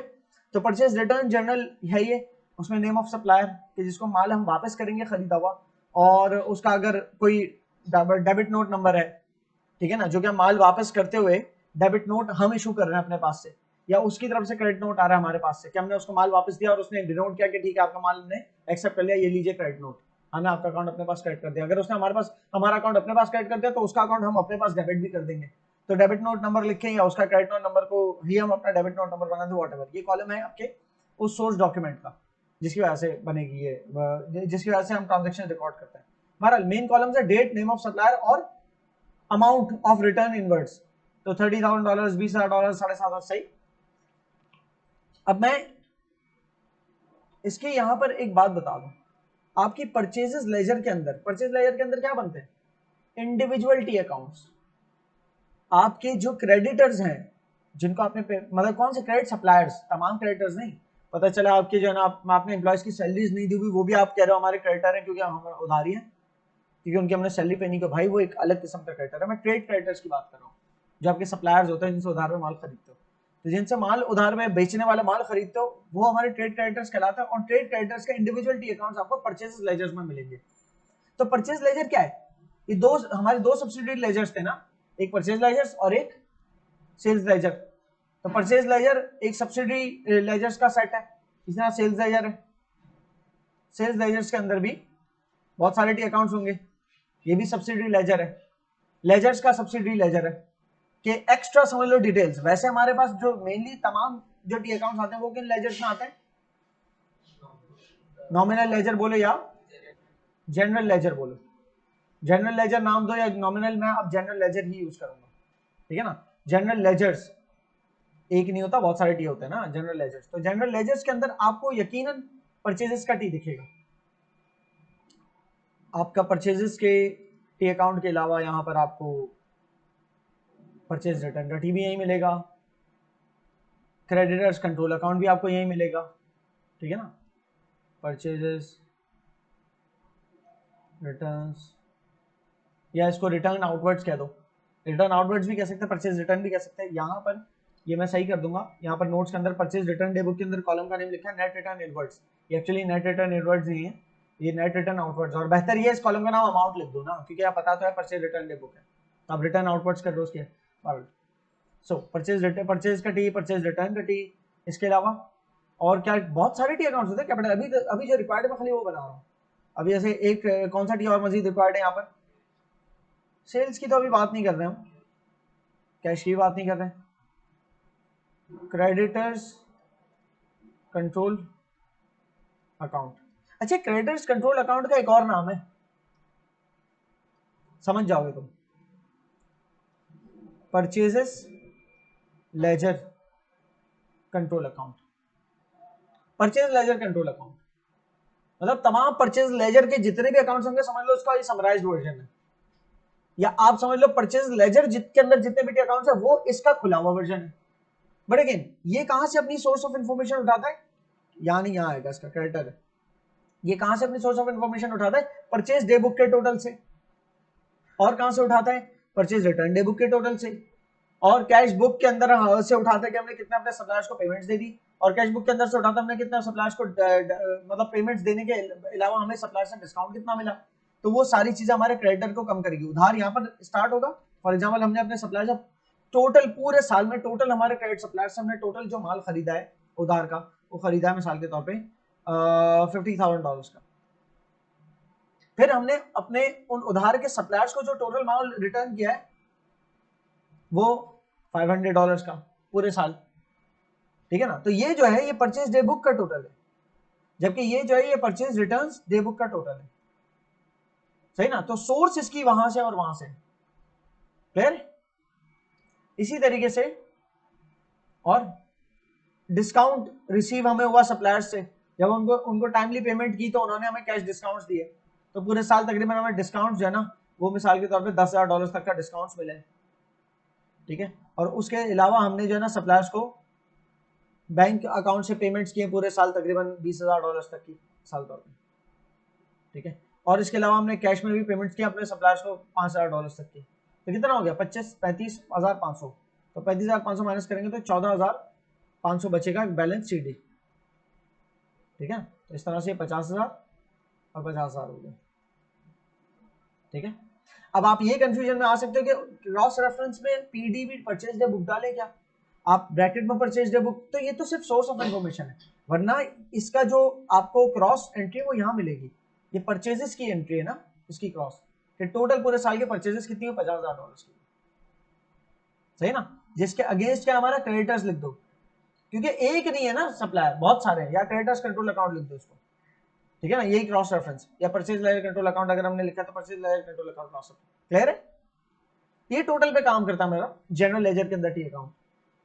जबकि मैं परचेज लेजर से अंदर देखूं तो परचेज लेजर के अंदर एक एक बंदे को हमने कितने का एक एक बंदे से एक एक सप्लायर से कितने कितने का माल खरीदा, ठीक है, और कितने कितने का रिटर्न किया, और एक एक सप्लायर को कितने कितने की पेमेंट की। तो अगर हम किसी एक को लेके चले मिसाल के तौर पे, ठीक है ना, for example J G PLC ऐसे करके कुछ पब्लिक लिमिटेड कंपनी होता है पीएलसी, इससे हमने माल खरीदा था कोई स्पेसिफिक तारीख को जो यहां पर दे रहा है, जे जी जगह नोट दे रहा हूं 8 फरवरी 82, ठीक है ना, 8 तारीख दूसरे महीने को माल खरीदा था, कितने का 140 का, मैं 30 कॉमन ले चुका हूं, सही ना। ये परचेजेस की थी आपने, परचेजेस की टीम में इसका क्रॉस रेफरेंस मत ढूंढना, बस ये परचेज लिख दो, क्योंकि परचेजेस की टीम में इंडिविजुअल अलग अलग क्रॉस रेफरेंस नजर नहीं आएगा आपको, 140 कहीं नजर नहीं आएगा आपको, तो वो टोटल मिलेगा वहां पर 50,000, राइट। वो एक्चुअली 50,000 नहीं, 50 मिलियन समझो उसको, क्योंकि 30 कॉमन भी है ना, या चलो हाँ सॉरी 50 मिलियन समझो। तो परचेज जगह नॉट से किया इतने की, फिर पर ये लेकिन ये इन्फॉर्मेशन हमें मिली कहां से, ये इन्फॉर्मेशन मिली परचेज डे बुक के अंदर एक इंडिविजुअल लाइन आइटम है। इसी तरह जगह नोट से कभी और कोई परचेज की होगी तो इसी लिस्ट में, लंबी लिस्ट में कहीं और भी लिखा होगा किसी और तारीख में। लेट्स सपोज कर लेते हैं कि 5 महीने बाद हमने परचेज और किए, तो हमने 20 तारीख 7वां महीना जुलाई के महीने में परचेज किए लेट्स सपोज, ठीक है ना, $300 की। इसके अलावा हमें जो है ना, हमने परचेज रिटर्न डे बुक में गए तो हमें क्या पता चला, परचेज रिटर्न डे बुक में पता चला 3 दिसंबर को हमने माल वापस किया है 15,500 का, तो 15.5 लिख देता हूँ, ठीक है, 3 दिसंबर को माल वापस किया है, ठीक है, और 15.5 का, इसको अभी यहाँ पर मेरी रेफरेंस के लिए लिख रहा हूँ परचेजेस रिटर्न। लेकिन परचेज रिटर्न का मतलब ये नहीं होगा कि आप परचेजेस रिटर्न का जो टी अकाउंट है हमारे जनरल लेजर में, उसमें अलग से कुछ लिखा होगा, एक यहाँ पर लिखा, एक अलग से नहीं लिखा होगा यहाँ पर, बल्कि परचेज रिटर्न क्रेडिट होता है यहाँ पर लिखा होगा, लेकिन एक अलग से नहीं लिखा होगा। परचेज रिटर्न की टी अकाउंट में क्या, कहां से क्या इंफॉर्मेशन होगी, टोटल होगा किसका, परचेज रिटर्न डे बुक का, परचेज रिटर्न डे बुक का टोटल यहां लिखा होगा, उस टोटल के अंदर शामिल जरूर होगा ये 15.5, लेकिन वो टोटल कुछ और ही नंबर होगा, और टोटल की क्रॉस एंट्री आपको कहां मिलेगी, उस टोटल की क्रॉस एंट्री परचेज लेजर के अंदर मिलेगी, ये रही, क्लियर हुई। तो अगर लेट्स सपोज परचेज रिटर्न जो पूरे साल का टोटल था 500, तो ये परचेज रिटर्न डे बुक से आपके पास भले आप कह रहे हो आया, लेकिन ये तो सोर्स थी ना, इसकी क्रॉस एंट्री अगर देखें परचेज रिटर्न क्रेडिट, और उसके बदले परचेज लेजर कंट्रोल अकाउंट का रेफरेंस दे दिया जो कि यहाँ डेबिट हो रहा है, ठीक है। और यहाँ भी इसका क्रॉस रेफरेंस, यहाँ पर परचेज रिटर्न डे बुक की जगह आप लिखोगे परचेज रिटर्न, यहाँ परचेज रिटर्न की टीम में 500 दिखेगा, परचेज रिटर्न की टीम में बोल रहे हो आपको परचेज लेजर कंट्रोल अकाउंट की टीम में आपको 500 नजर आएगा, ठीक है। लेकिन ये टोटल की वर्किंग है, जबकि इंडिविजुअल किसी की हमें निकालनी हो, अगर ओनर पूछे नहीं भाई ये किसी एक स्पेसिफिक सप्लायर का बताओ कि इसके हमें कितने देना है, तो फिर आप उसकी डबल एंट्री को साइड पे करके सब्सिडरी लेजर खोलोगे, ओके, इसके अंदर इसका टी लिखा हुआ है। तो जगह नोट का टी के अंदर देखा कि 140 का माल खरीदा था, 300 का माल खरीदा था, और 15,500 का माल उसको हमने वापस कर दिया। और इसके अलावा कैश बुक से हमें पता चला, कैश बुक अगर इसी की नीचे बनी हुई हो तो चलो दिखा देता हूँ, क्या ही हो जाए कि कैश बुक भी इसी सवाल की बनी हुई हो, नहीं कैश बुक के अंदर कोई अलग सवाल है। लेट्स सपोज कैश बुक से हमें पता चलता है कि ये जगह नोट को हमने, जगह नोट को बैंक से मिसाल के तौर पे कोई अमाउंट ले रहा है 150, बैंक से 150 पे किए और हमें डिस्काउंट मिला 20 का, ठीक है ना, तो 150 बैंक के रेफरेंस से जगह नोट के अंदर नजर आ रहा है कि किसी स्पेसिफिक तारीख को दिए हमने पैसे, मिसाल के तौर पर हमने इसको दिए हैं 10 नवंबर को, 10 नवंबर के अलावा, और इसके अलावा 10 नवंबर को मुझे डिस्काउंट भी मिला है, कोई अर्ली पेमेंट डिस्काउंट, अगर कोई हमारा था कंडीशन इस तरह की 20 का, तो डिस्काउंट रिसीव्ड। अब आप ये इंडिविजुअल, ये और ये इंडिविजुअल एंट्री, क्रॉस एंट्री यहां नहीं ढूंढोगे जनरल लेजर में, क्योंकि जनरल लेजर में होगा ना बैंक का टी, लेकिन बैंक के टी में उसके एक सिंगल वो नहीं आ रही होगी, एक एक के क्रॉस एंट्रीज नहीं होगी, बल्कि बैंक के टी के अंदर तो वर्किंग टोटल्स पे होती है कि टोटल हमारे पूरे साल हमने अपने क्रेडिट कस्टमर्स को कितने पैसे दिए, किसी एक की बात नहीं हो रही होगी, पूरे साल हमने टोटल अपने क्रेडिट कस्टमर्स को कितने पैसे दिए बैंक से, तो बैंक उतने से क्रेडिट हो रहा होगा, वो एक बड़ी अमाउंट होगी। मिसाल तौर पर हमने पूरे साल अपने जो है ना 40,000 अपने क्रेडिट कस्टमर्स को दिए, तो उस 40,000 के अंदर ये 150 शामिल है, क्लियर है, ये हमने क्रेडिट कस्टमर्स को दिए पूरे साल, तो बल्कि यहाँ देख लेता हूँ ना कितने लिखे, 20,000 लिखे, नॉट 40,000, 20,000, ठीक है, 20,000 पूरे साल दिए क्रेडिट कस्टमर्स को, जनरल लेजर, जनरल लेजर के अंदर बैंक का टीए, और ये क्रॉस रेफरेंस इसका क्या, परचेज लेजर कंट्रोल अकाउंट, क्योंकि हमारे क्रेडिट सप्लायर्स को हमने इतने पैसे दिए पूरे साल। अगर मैं कभी गलती से क्रेडिट कस्टमर बोल दूं, ये बात अब लॉजिकली समझना, कस्टमर सप्लायर में मैं कभी गलत लफ्ज बोल सकता हूँ। बहरहाल तो हमने अपने बैंक से बैंक क्रेडिट किया $20,000 से, और अपने क्रेडिटर जो अकाउंट्स पेबल था उसका टी अकाउंट डेबिट किया $20,000 से, और purchase laser control account debit हुआ बैंक के रेफरेंस से, जबकि बैंक क्रेडिट हुआ 20,000 से परचेज लेजर कंट्रोल अकाउंट के रेफरेंस से। पूछूं हुआ क्या यहाँ, तो आपको बैंक से पेमेंट गई है और उसके बदले हमारे क्रेडिटर, जो टोटल क्रेडिटर्स है ना 50,000 के जो खड़े थे, वो कम हुए। क्लियर हो गई? इसी तरीके से डिस्काउंट का भी एक टी अकाउंट होता है, डिस्काउंट रिसीव्ड का। जनरल लेजर के लेजर्स के अंदर एक डिस्काउंट रिसीव्ड का भी टी अकाउंट होता है, ठीक है ना। तो डिस्काउंट रिसीव्ड की साइड होती है क्रेडिट। तो पूरे साल हमने टोटल कितना डिस्काउंट रिसीव किया, $10,000 का। $10,000 का हमने टोटल डिस्काउंट रिसीव किया, क्रेडिट हुआ, और इसके बदले हमने अपने क्रेडिटर्स को, जो पेबल्स थे ना हमारे ट्रेड पेबल्स, उनको कम किया, हमारे ट्रेड पेबल्स को कम किया। लेकिन ट्रेड पेबल्स को ट्रेड पेबल्स की जगह भी मैं कह रहा हूं परचेज लेजर कंट्रोल अकाउंट कम किया, ठीक है। इसको क्रेडिटर्स भी लिख सकता था, ट्रेड क्रेडिटर्स भी लिख सकता था, परचेज लेजर कंट्रोल अकाउंट, सब रेफर इसी को कर रहे हैं, हमारे टोटल क्रेडिटर्स को। क्लियर है? इसकी cross inventory discount received credit, उसके बदले हमारे ट्रेड क्रेडिटर्स का जो एटी अकाउंट है वो डेबिट हो रहा है 10,000 से। क्लियर हो गया? हालांकि देखा जाए तो डिस्काउंट रिसीव तो 20 था खाली, मेरा जगरनॉट एक क्रेडिटर है, उससे मुझे 20 का डिस्काउंट मिला, तो 20 से उसकी लायबिलिटी को मैंने कम कर दिया। लायबिलिटी कम होती है डेबिट साइड पे ना, तो 20 से जगरनॉट पीएलसी को डेबिट किया और उसके बदले डिस्काउंट रिसीव क्रेडिट किया। लेकिन डिस्काउंट रिसीव के टी अकाउंट में आओ तो 20 की तो कोई एंट्री नहीं दिख रही, क्योंकि इस 10,000 में शामिल है, वो इंडिविजुअल एक एक लाइन आइटम की एंट्री नहीं आई। क्लियर हो रही है बात?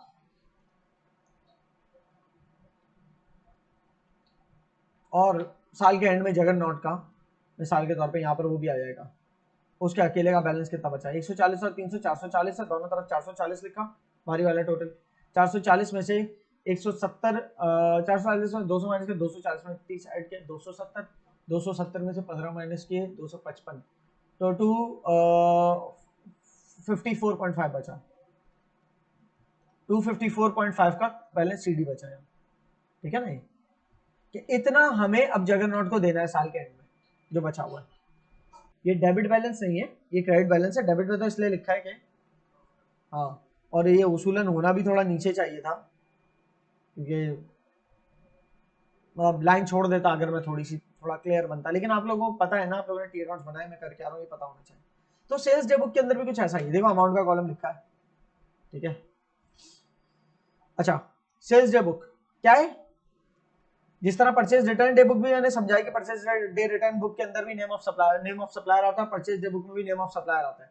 इस तरह सेल्स डे बुक के अंदर और सेल्स रिटर्न डे बुक के अंदर दोनों एक साथ समझाऊंगा, नेम ऑफ कस्टमर आते हैं, बाकी सब सेम है। डेट की हेडिंग, नेम ऑफ कस्टमर, और कस्टमर का जो भी इनवॉइस नंबर है। मैं माल बेच रहा हूँ तो ये इनवॉइस मैं दे रहा हूँ, ठीक है। मैं माल बेच रहा हूँ तो इनवॉइस बेचने वाला बनाता है, तो यकीन ये मैं बना के दे रहा हूँ। अब आपने कस्टमर को इनवॉइस दे दिया, तो आप, मेरे पास एक कॉपी बची है, वो एक कॉपी दिया इनवॉइस की, एक तो मेरे पास है, उस इनवॉइस की कॉपी से देखकर मैं अपने अकाउंट डिपार्टमेंट को भेज दूंगा। चलो, मैं तो सेल्स का बंदा हूँ, मैंने माल बेचा, इनवॉइस बना के दिया, फिर वो सेल का इनवॉइस अकाउंट डिपार्टमेंट में भेज दिया। आप अकाउंटेंट हो, आपने देखा यार हमारे बिजनेस है, सेल की है $2.9 मिलियन की, $1.52 मिलियन की, ठीक है, 3 0 कॉमन ले रहे हो, 1675 की, 495 की। तो ये इंडिविजुअल सेल्स आप कहां पोस्ट करोगे? इंडिविजुअल अगर 2900 अगर इंडिविजुअल पे करनी तो सेल्स लेजर जो सब्सिडी लेजर है, इसके इंडिविजुअल टी अकाउंट में, जिसके नाम की सेल है उसके टी अकाउंट के अंदर। अब ये सेल्स का टी अकाउंट नहीं है, उस बंदे का टी अकाउंट है जिसको माल बेच रहा है, फॉर एग्जांपल ऑप्टिमस, और ऑप्टिमस हमारा डेटर एक तरह का, ये सारे डेटर्स के टी है ना इसमें, तो डेटर डेबिट हो रहा है और रेफरेंस है सेल्स का। लेकिन ये सेल्स की टीम है, उसका रेफरेंस आपको नजर, मतलब क्रॉस रेफरेंस सेल्स के अंदर नहीं होगा, क्योंकि सेल्स का टी हमारा जो है उसमें तो टोटल पूरे साल की सेल्स दिखती होगी कि हमने क्रेडिट पे कितना माल बेचा। सेल्स की टीम में क्या आ रहा होगा, पूरे साल हमने टोटल क्रेडिट पे माल कितना बेचा, वो टोटल कहां से आएगा?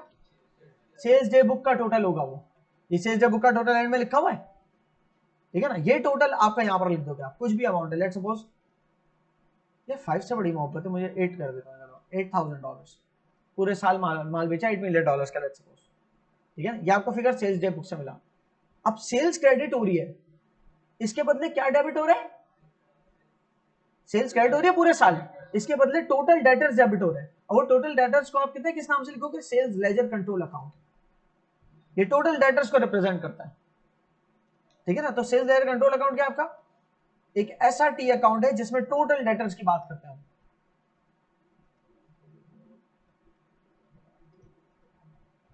ठीक है।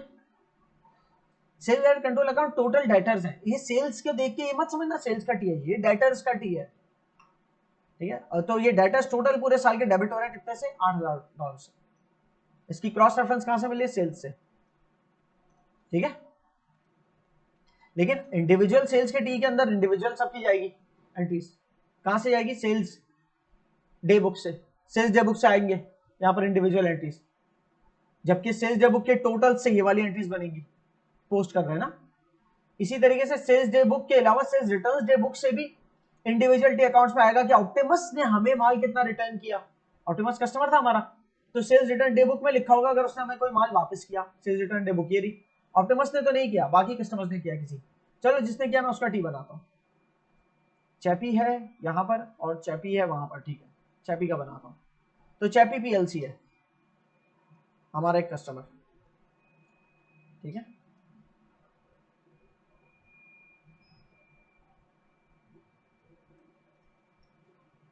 चैपी पीएलसी को हमने माल बेचा 22 मई को, तो 22/5 माल सेल किया कितने का? 1520 का। बीच में लिखना होगा, मैं जगह नहीं छोड़ूंगा, बहुत छोटा छोटा करके कर रहा हूँ, क्रॉस रेफरेंसिंग भी नहीं डालना। इसी तरीके से चैपी लिमिटेड ने, चैपी पीएलसी जो भी है वो, उसने माल 23 अक्टूबर को हमें वापस भी किया। 23 अक्टूबर को उसने माल हमें वापस किया कितने का? 15,000 का, 15 का, क्योंकि 30 कॉमन लिए हुए, ठीक है ना। Let's suppose brought down balance भी था। लेट्स सपोज ये वाला ऐसा हमारा कस्टमर है जिसका पिछले साल कोई कैरी डाउन आ रहा था, जो कि ब्रॉड डाउन किया हमने। कैरी डाउन बचाया था ना, जैसे मैंने इसका बचाया था, इसका सीडी यहाँ पर, ये ब्रॉड डाउन यहाँ क्रेडिट साइड पे होगा। मतलब ये पिछले साल का क्लोजिंग बैलेंस था, मतलब इस साल का क्लोजिंग बैलेंस है या अगले साल का ओपनिंग बैलेंस होगा। इसी तरीके से पिछले साल का अगर कोई सीडी होता तो इस साल बीडी होता, इसमें था नहीं इस दफा। ये बंदा ये फॉर एग्जांपल सप्लायर हमारे लिए नया था, तो इस कस्टमर्स के अंदर देखें कि सीडी चैपी पीएलसी का कुछ हुआ होगा पिछले साल, कहीं कुछ लिखा होगा, तो वो लेट सपोज वो ब्रॉड डाउन किया हमने इस साल, वो था तकरीबन 300 का, ठीक है। और इस साल इससे मजीद हमने उधार पे इसको माल बेचा है हमने, ठीक है। और इससे माल हमें रिटर्न इतने का आया है, और उसके अलावा से हमें पेमेंट भी मिली है। कोई किसी तारीख को इसने फॉर एग्जाम्पल हमें जुलाई के महीने में, ठीक है ना, 5 जुलाई को उसने हमें पेमेंट भी की है, बैंक अकाउंट से पैसा भी दिया है, ठीक है ना। और इसने कुछ पेमेंट हमें की है $1,500 की, ठीक है। इसी के अलावा मैं 23 तारीख वाली एंट्री थोड़ी नीचे पोस्टिंग पीछे नीचे कर रहा हूँ ताकि मैं इसी तारीख को हमने इसको डिस्काउंट भी दिया है कि इसने लेट्स सपोज उसको अर्ली पेमेंट कर दी थी, तो डिस्काउंट अलाउड भी हुआ है इसको तकरीबन 100 का।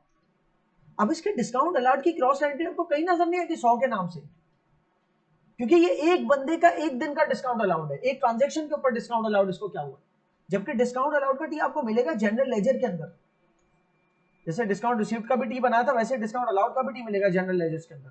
लेकिन उसमें पूरे साल तमाम क्रेडिट कस्टमर्स को अर्ली पेमेंट्स में कितने डिस्काउंट अलाउ किए गए वो एक साथ लिखे होंगे, ठीक है ना। डिस्काउंट अलाउड उस पूरे एक साथ टोटल अमाउंट से डेबिट होगा।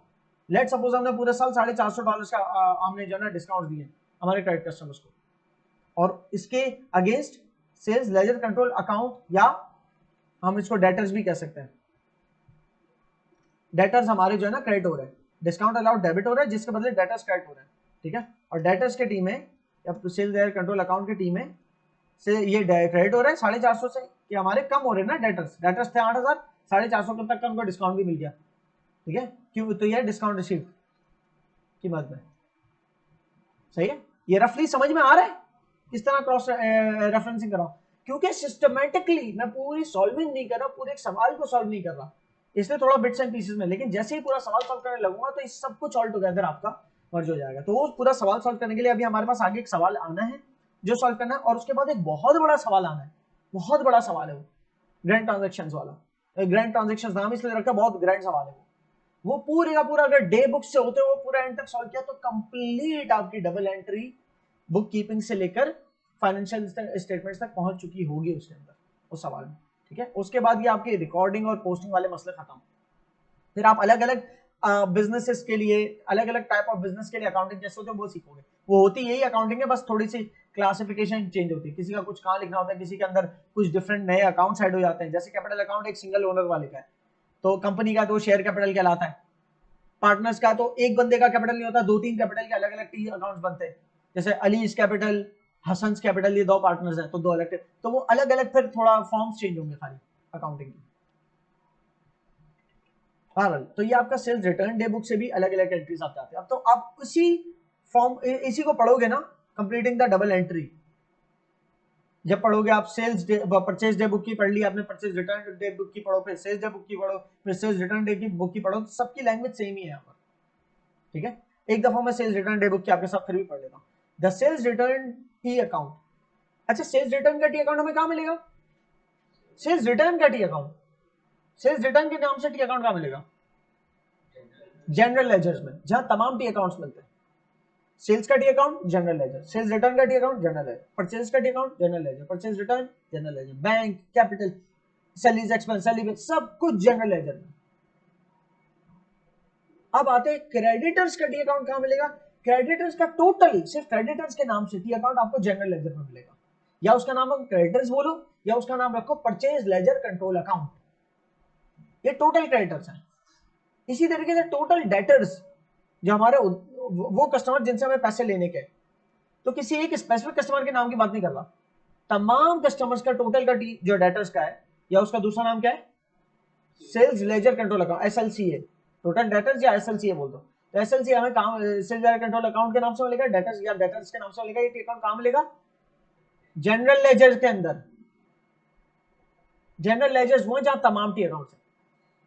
सेल्स लेजर्स का जो रजिस्टर है या परचेजेस लेजर्स का जो रजिस्टर है, जो 2 सब्सिडियरी लेजर्स के रजिस्टर है, इनके रजिस्टर के अंदर टी अकाउंट्स के नाम ये नहीं होते सेल्स, परचेजेस, सेल्स रिटर्न, ये नहीं, उसमें बाकायदा कस्टमर सप्लायरों के नाम होते हैं उन टी अकाउंट्स के। समझ आ रही है?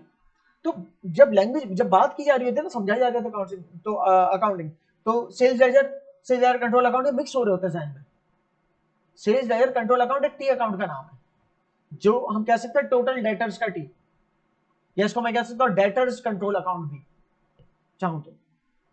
परचेज लेजर कंट्रोल अकाउंट ये मेरे टोटल क्रेडिटर्स का टी है, इसको मैं क्रेडिटर्स कंट्रोल अकाउंट भी कह सकता हूं। ये दोनों टी अकाउंट्स हमें जनरल लेजर्स के अंदर मिलेंगे, जबकि 2 मजीद सब्सिडरी लेजर्स के अलग बुक्स भी हैं। जनरल लेजर की किताब साइड पे करो, 2 और किताबें भी हैं जिसमें टी अकाउंट्स होते हैं। एक है परचेज लेजर्स। परचेज लेजर्स के अंदर क्या है? तमाम क्रेडिटर्स के लेजर्स हैं, तमाम क्रेडिटर्स के टी अकाउंट्स हैं उनके अपने नामों से।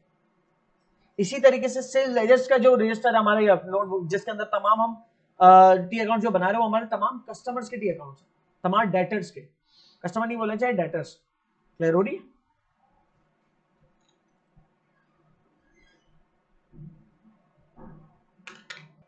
अच्छा, इसके बाद है कैश बुक। ठीक है, कैश बुक का फॉर्मेट भी मैं आपको दिखा देता हूँ। पहले मैंने जैसे आपका purchase journal, sales journal, sales return journal, इन सब के आपको रफली बताए थे ना कॉलम खींच के, तो इसका भी बताता हूँ किस तरह का। इसका कैश बुक का जो स्ट्रक्चर है वो एक टी अकाउंट के जैसा है। ठीक है, बस उसमें ये है, उस टी अकाउंट में एक डेट का कॉलम है, ये डेट का कॉलम पतले इसलिए कह रहा हूँ कि जगह ज़्यादा चाहिए। इसके अलावा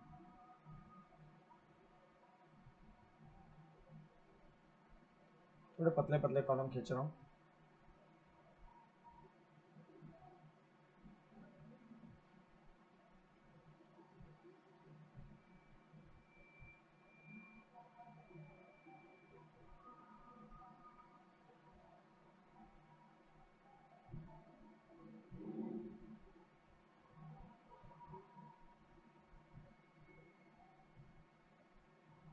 ठीक है,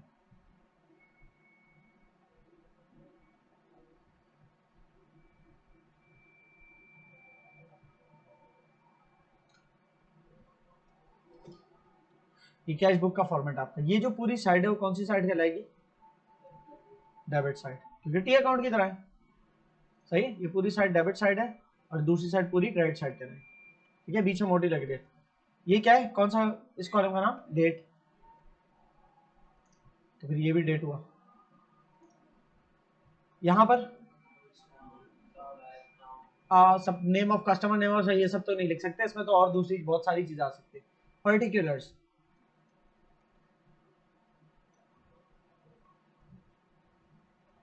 कि यहां पर क्या पर्टिकुलर अकाउंट्स है, जहां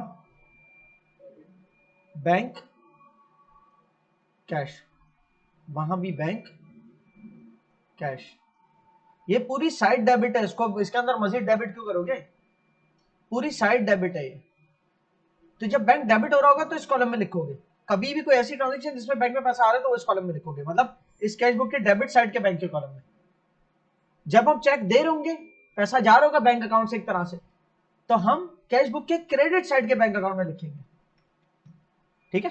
इसी तरीके से कैश की सूरत में पैसा आ रहा होगा तो हमारी कैश बुक के डेबिट साइड के कैश के कॉलम में लिखेंगे, या कैश से पैसा, कैश की सूरत में पैसा जा रहा होगा तो हमारी जो कैश बुक है उसके क्रेडिट साइड, जो ये वाली साइड है, उसके कैश के कॉलम में लिखेंगे। क्लियर है? अच्छा, ये वाले कॉलम और ये वाले कॉलम का नाम क्या बताया, डिस्काउंट, डिस्काउंट, डिस्काउंट, ठीक है। अब ये डिस्काउंट अलाउड है या रिसीव्ड है, और डिस्काउंट ये अलाउड है या रिसीव्ड है। डेबिट वाला कौन सा होगा, डिस्काउंट अलाउड, डेबिट वाला, क्योंकि एक्सपेंस होता है डिस्काउंट अलाउड, और क्रेडिट वाला डिस्काउंट रिसीव्ड, क्योंकि वो इनकम होती है। क्लियर हो गई, इनकम क्रेडिट होती है।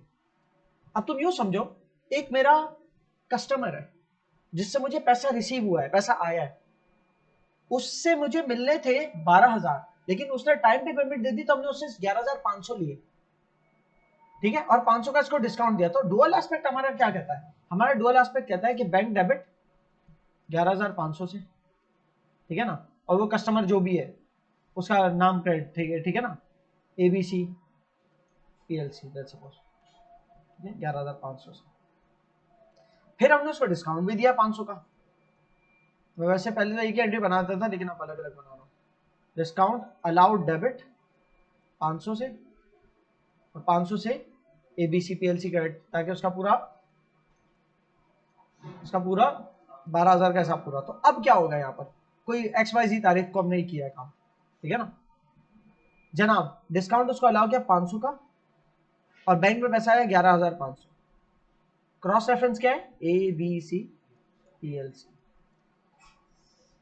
सही है ना। तो क्या हो रहा है, बैंक डेबिट हो रहा है, डिस्काउंट अलाउड डेबिट हो रहा है, और ABC PLC एक तरह से क्रेडिट हो रहा है, लेकिन हमें ये ड्यू डेबिट और क्रेडिट वैसे होता हुआ नजर नहीं आ रहा जैसे हमारा हम करते हुए सीखते आ रहे। क्यों, क्योंकि बैक एंड पे कॉन्सेप्ट है डुअल एस्पेक्ट का, दिखने में इस तरह से है। ये डे बुक के अंदर जब लिख रहे होंगे तो ऐसे रिकॉर्ड करेंगे, वैसे नहीं जैसे मैं आपसे कराए जा रहा हूं अभी तक, वो सिर्फ जर्नल का फॉर्मेट है जो आपने अभी तक रिकॉर्डिंग की। तो ये आपके तमाम फॉर्मेट्स हैं। परचेज डे बुक का फॉर्मेट है, ठीक है ना, परचेज डे बुक का क्या आपके डेट का कॉलम है, सप्लायर, इनवॉइस नंबर, अमाउंट, ठीक है। परचेज रिटर्न डे बुक का भी date, supplier name, invoice number, amount, ठीक है। Sales day book date, customer name, invoice number, amount. एक कस्टमर नेम से मुराद कस्टमर का बिजनेस नेम, किसी इंसान का नाम नहीं। हाँ, कुछ बिजनेस इंसान के नाम पे होता है तो वो इंसान का नाम ही लिख दो पहले, बिजनेस नेम है इससे मुराद। इस तरह सेल्स रिटर्न डे बुक के अंदर भी डेट और कस्टमर नेम आता है, क्योंकि रिटर्न आप उसी से माल आपके पास वापस आता है जो आपका कस्टमर है ना, तो कस्टमर नेम ही आएगा। क्लियर हो रही है। फिर आ जाता है कैश बुक। कैश बुक की डेबिट साइड है, ये क्रेडिट साइड है।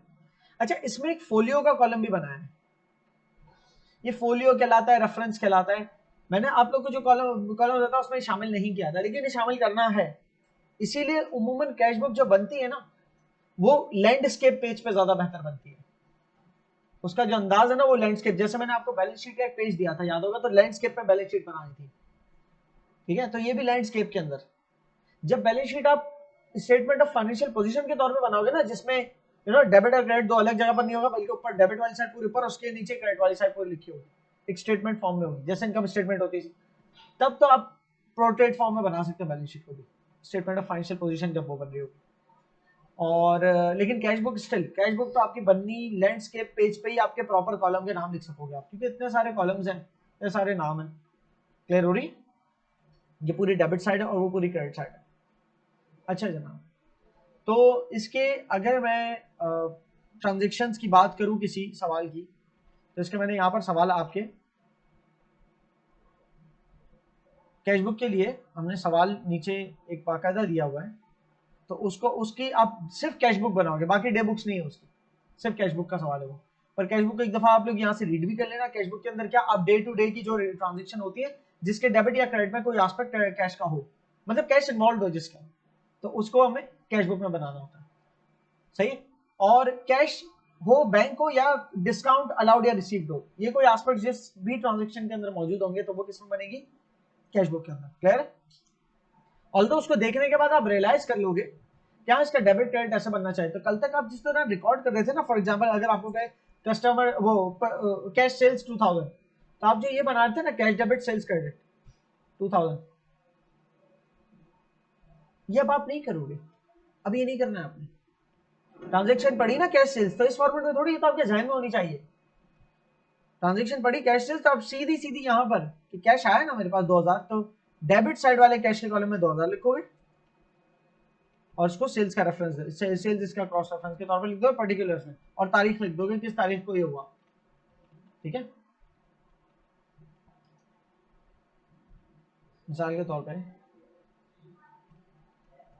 हमारा 1 जून से अकाउंटिंग पीरियड शुरू हुआ और 3 जून को कैश सेल्स हुई हमारी, तो 3 जून की तारीख वाली सेल्स लिखा पर्टिकुलर्स में, कैश के कॉलम में 2000 लिख दिया। क्लियर है?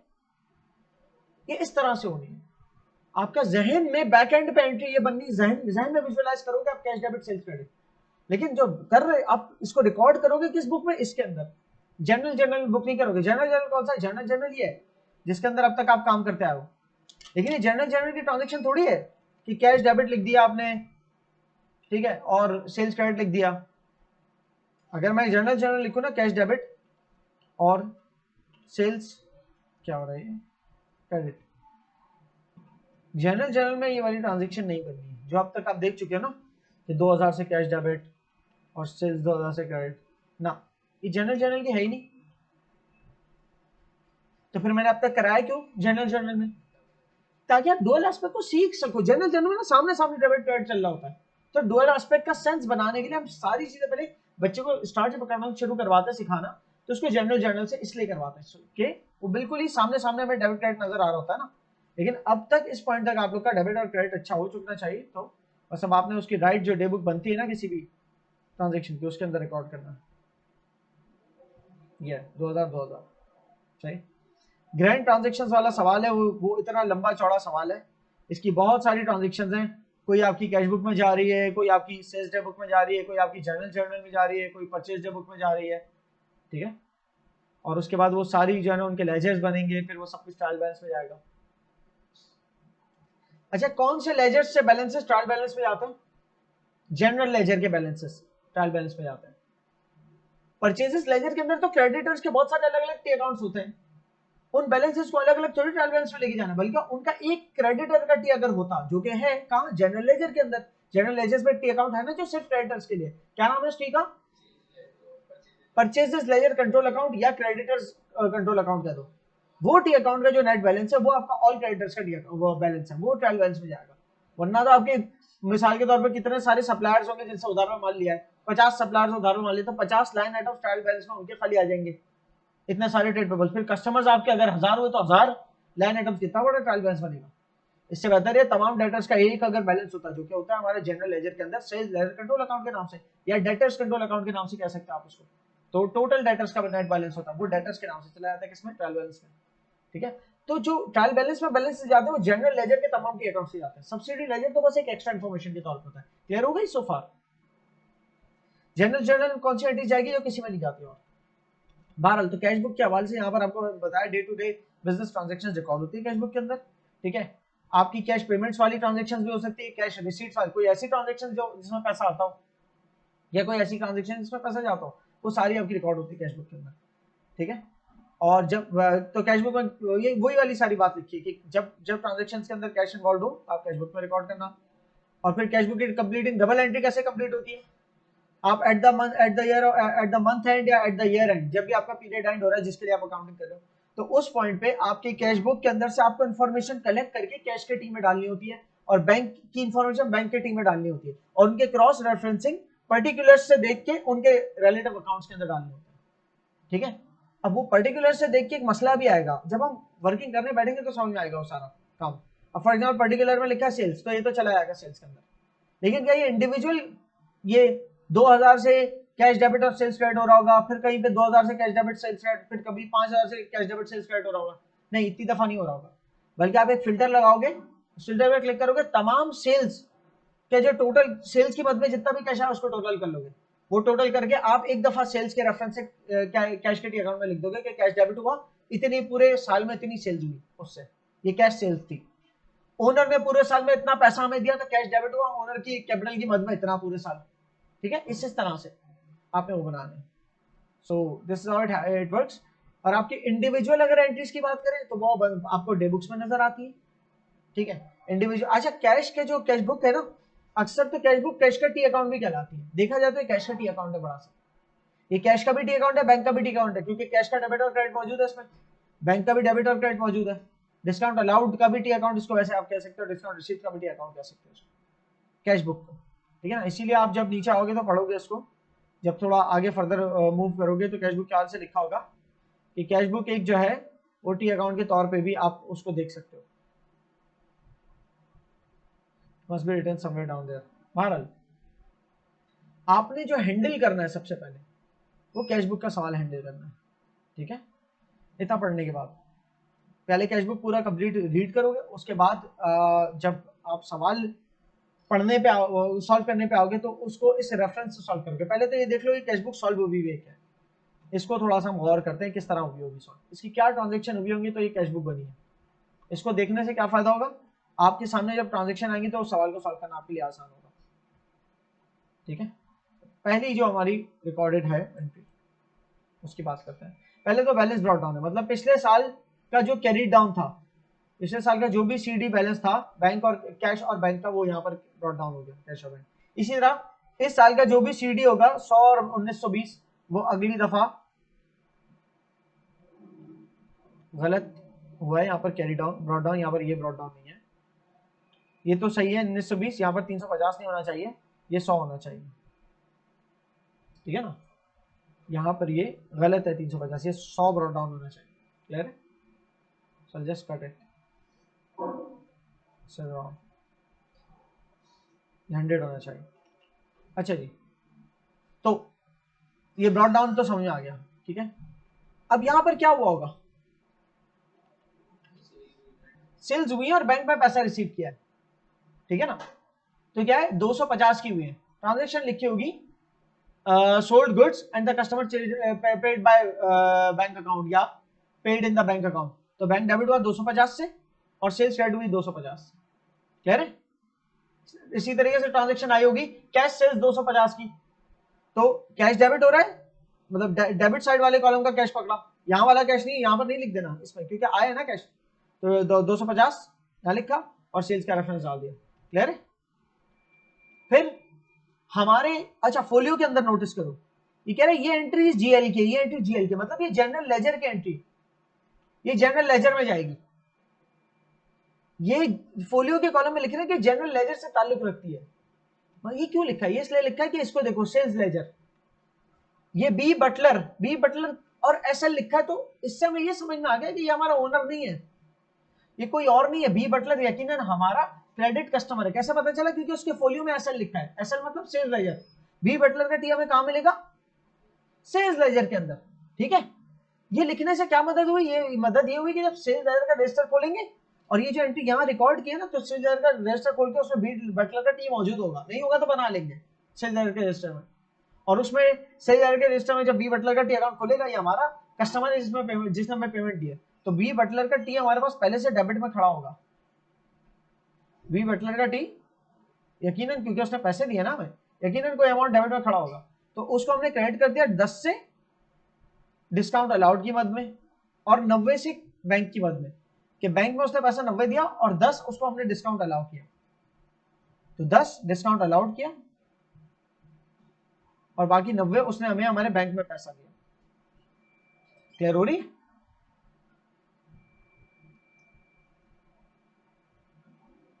इसी तरीके से एसएल यहां पर लिखने का मतलब ये हमारा क्रेडिट कस्टमर जो है, जो हमारा डेटर है उससे रिलेटेड है, उसने मुझे पैसा दिया 50 और 5 उसको हमने डिस्काउंट दिया।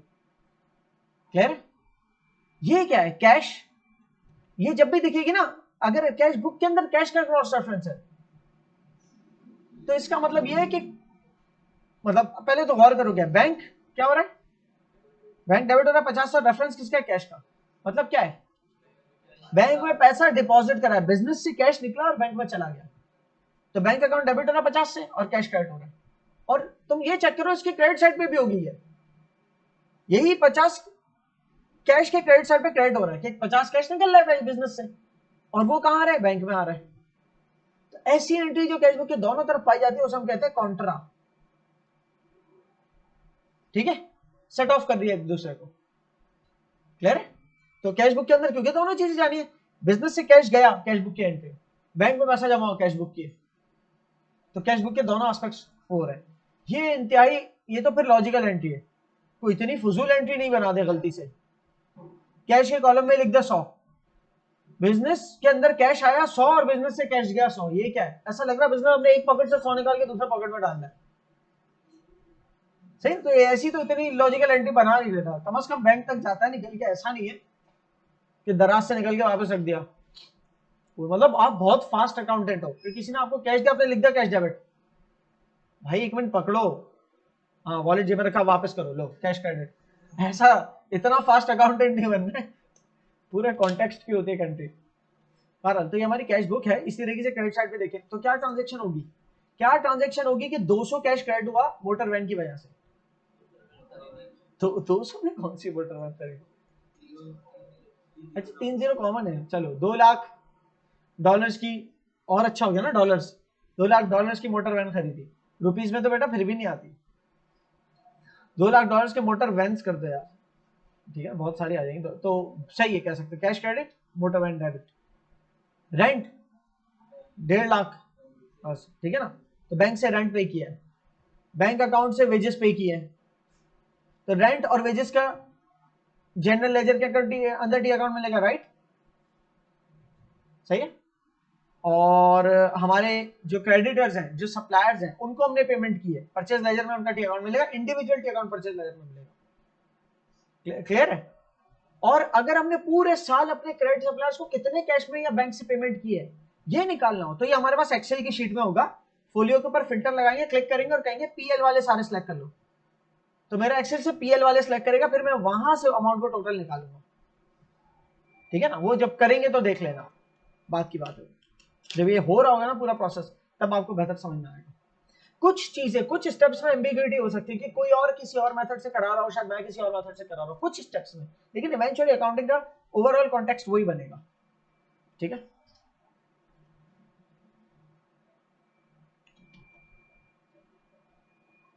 जैसे ऐसा हो सकता है कि लोग सेल्स लेयर कंट्रोल अकाउंट को और परचेज लेयर कंट्रोल अकाउंट को एक अलग से अकाउंट ट्रीट करते हो और क्रेडिटर्स और डेटर्स का अलग से अकाउंट बनाते हो जनरल लेजर में, और कहते हो कंट्रोल अकाउंट बस हमने ऐसे टेस्टिंग के लिए बनाया है कि हमारे बैलेंसेस करेक्ट आ रहे कि नहीं, असल तो हमारा डेटर्स और क्रेडिटर्स के नाम से टी अकाउंट्स है। मतलब मैं वो नहीं करवाता, मैं डेटर्स टी और क्रेडिटर्स के टी अकाउंट हटा के कंट्रोल अकाउंट्स को यूज करता हूँ, यही मेन अकाउंट्स है कि जिनके बैलेंसेस हम लेके जा सकते हैं ट्रायल बैलेंस में।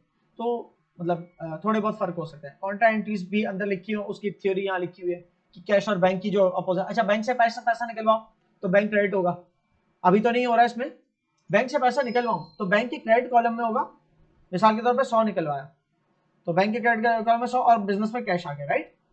और बिजनेस के कैश के कॉलम में 100 लिखूंगा कि कैश आ गया, बैंक से पैसा चला गया, तो ये भी कॉन्ट्रा होती। क्लियर है? पिछली वाली डिपॉजिट वाली थी और ये वाली विड्रॉल वाली है बैंक से।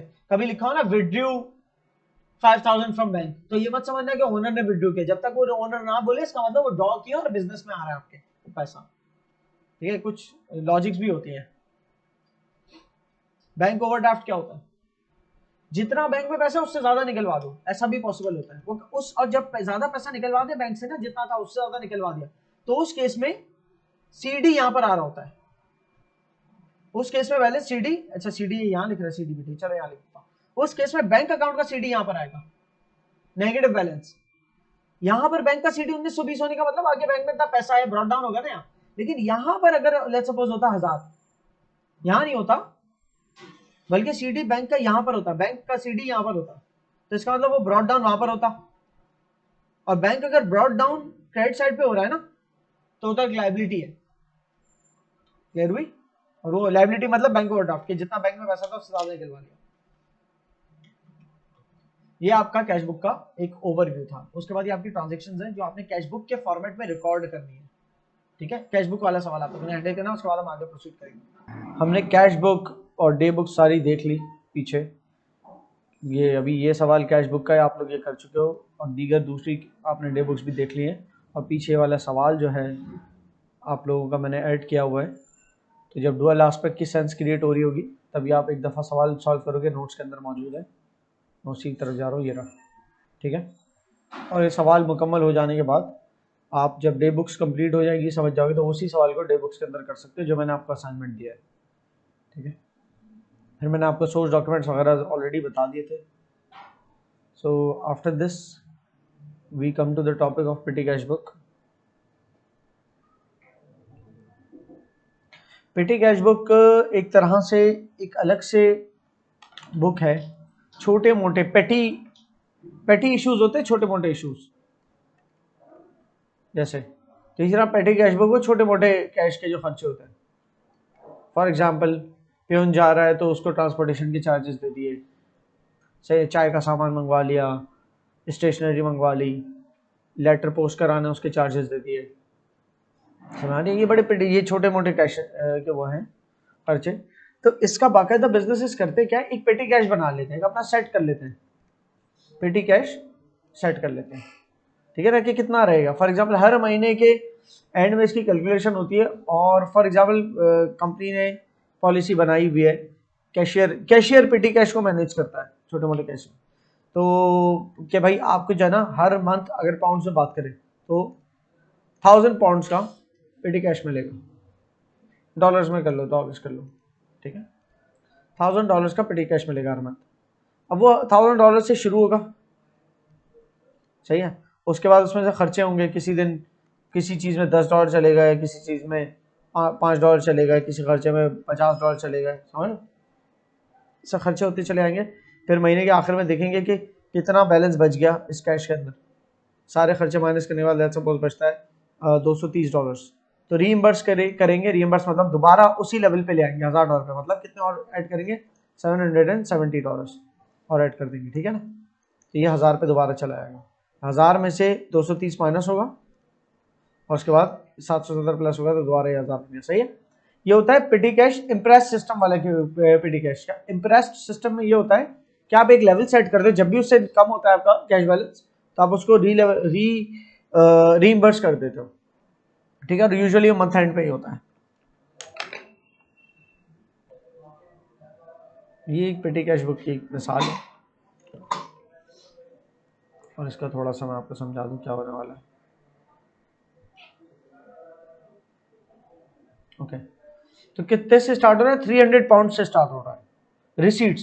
एक पेटी कैश का बंदा जो कैशियर है ना, कैशियर कहेगा मेरे पास 300 पाउंड की रिसीट्स आई, पैसा आया 300 पाउंड, ठीक है। और जो अकाउंटेंट है उसने क्या, कैश बुक से पैसा गया होगा, तो एंट्री बनी होगी कैश क्रेडिट 300 पाउंड, और क्या डेबिट हुआ होगा, पेटी कैश डेबिट। पेटी कैश के अकाउंट में पैसा आ गया और कैश से पैसा चला गया, मतलब कैश से ट्रांसफर कर दिया पेटी कैश। जहां हमारा कैश रखा था कंपनी का कैश, वहां से एक 300 पाउंड जितना अमाउंट निकाल के पेटी कैश वाले डब्बे में डाल दिया, ये समझ लो, ठीक है, वो इस्तेमाल होगा, ठीक है।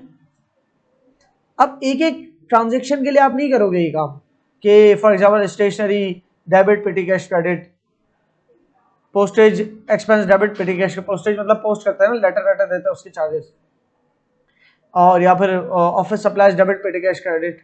ये बार बार आप एक छोटी छोटी चीज का पेटी कैश में से निकाल तो रहे होगे, लेकिन हर दफा वो ट्रांजेक्शन बुक नहीं करोगे। इससे बेहतर ये है कि पूरे महीने की एक साथ ट्रांजेक्शन बुक कर लोगे, ठीक है।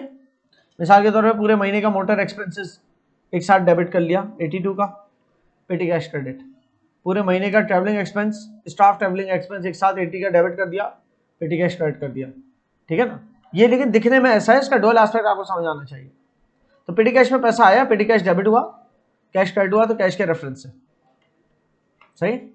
ये देखा जाए तो डे बुक एक डे बुक की तरह ही है कि कैश बुक की हट के एक पेटी कैश बुक।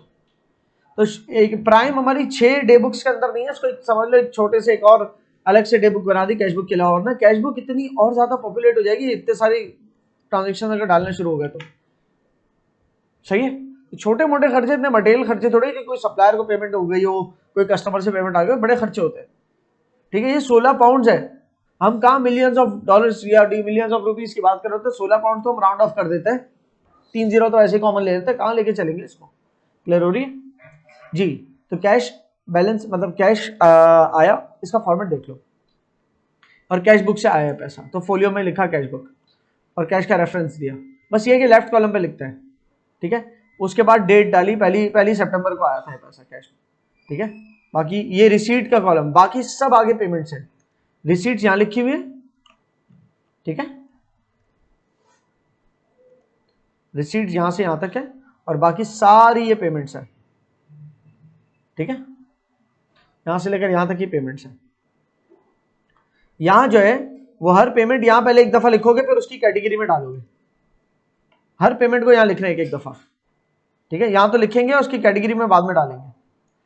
क्या कैटेगरीज बनाई है, मोटर एक्सपेंसेस एक कैटेगरी बनाई हुई है कि ज्यादातर हमारा पेटी कैश जो है ना आपकी कंपनी के मोटर व्हीकल है उसके ऊपर खर्च होता है पेट्रोल वगैरह में। इसी तरह स्टाफ जो है आपका वो ट्रेवल करता है, जो वो अलग है, मोटर व्हीकल कंपनी के जो तो माल वगैरह के लिहाज से, स्टाफ जो ट्रेवल करता है उसकी वैन अलग है, तो उसके एक्सपेंसेस एक कैटेगरी बन गई। एक कैटेगरी लेटर को पोस्ट करने की, लेटर पोस्टेज एक्सपेंसेस।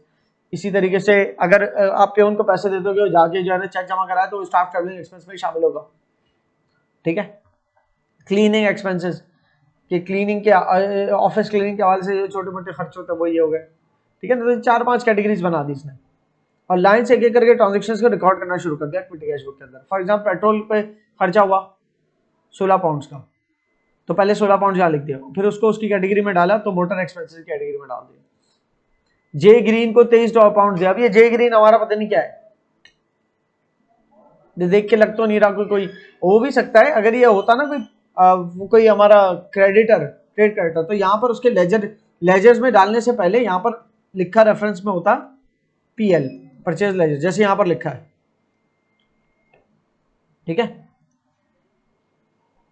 सी ब्राउन को लेकर लिखा कि सी ब्राउन को 13 पाउंड दिए, ठीक है, और वो 13 पाउंड इन चारों में से किसी कॉलम में नहीं आ रहा है।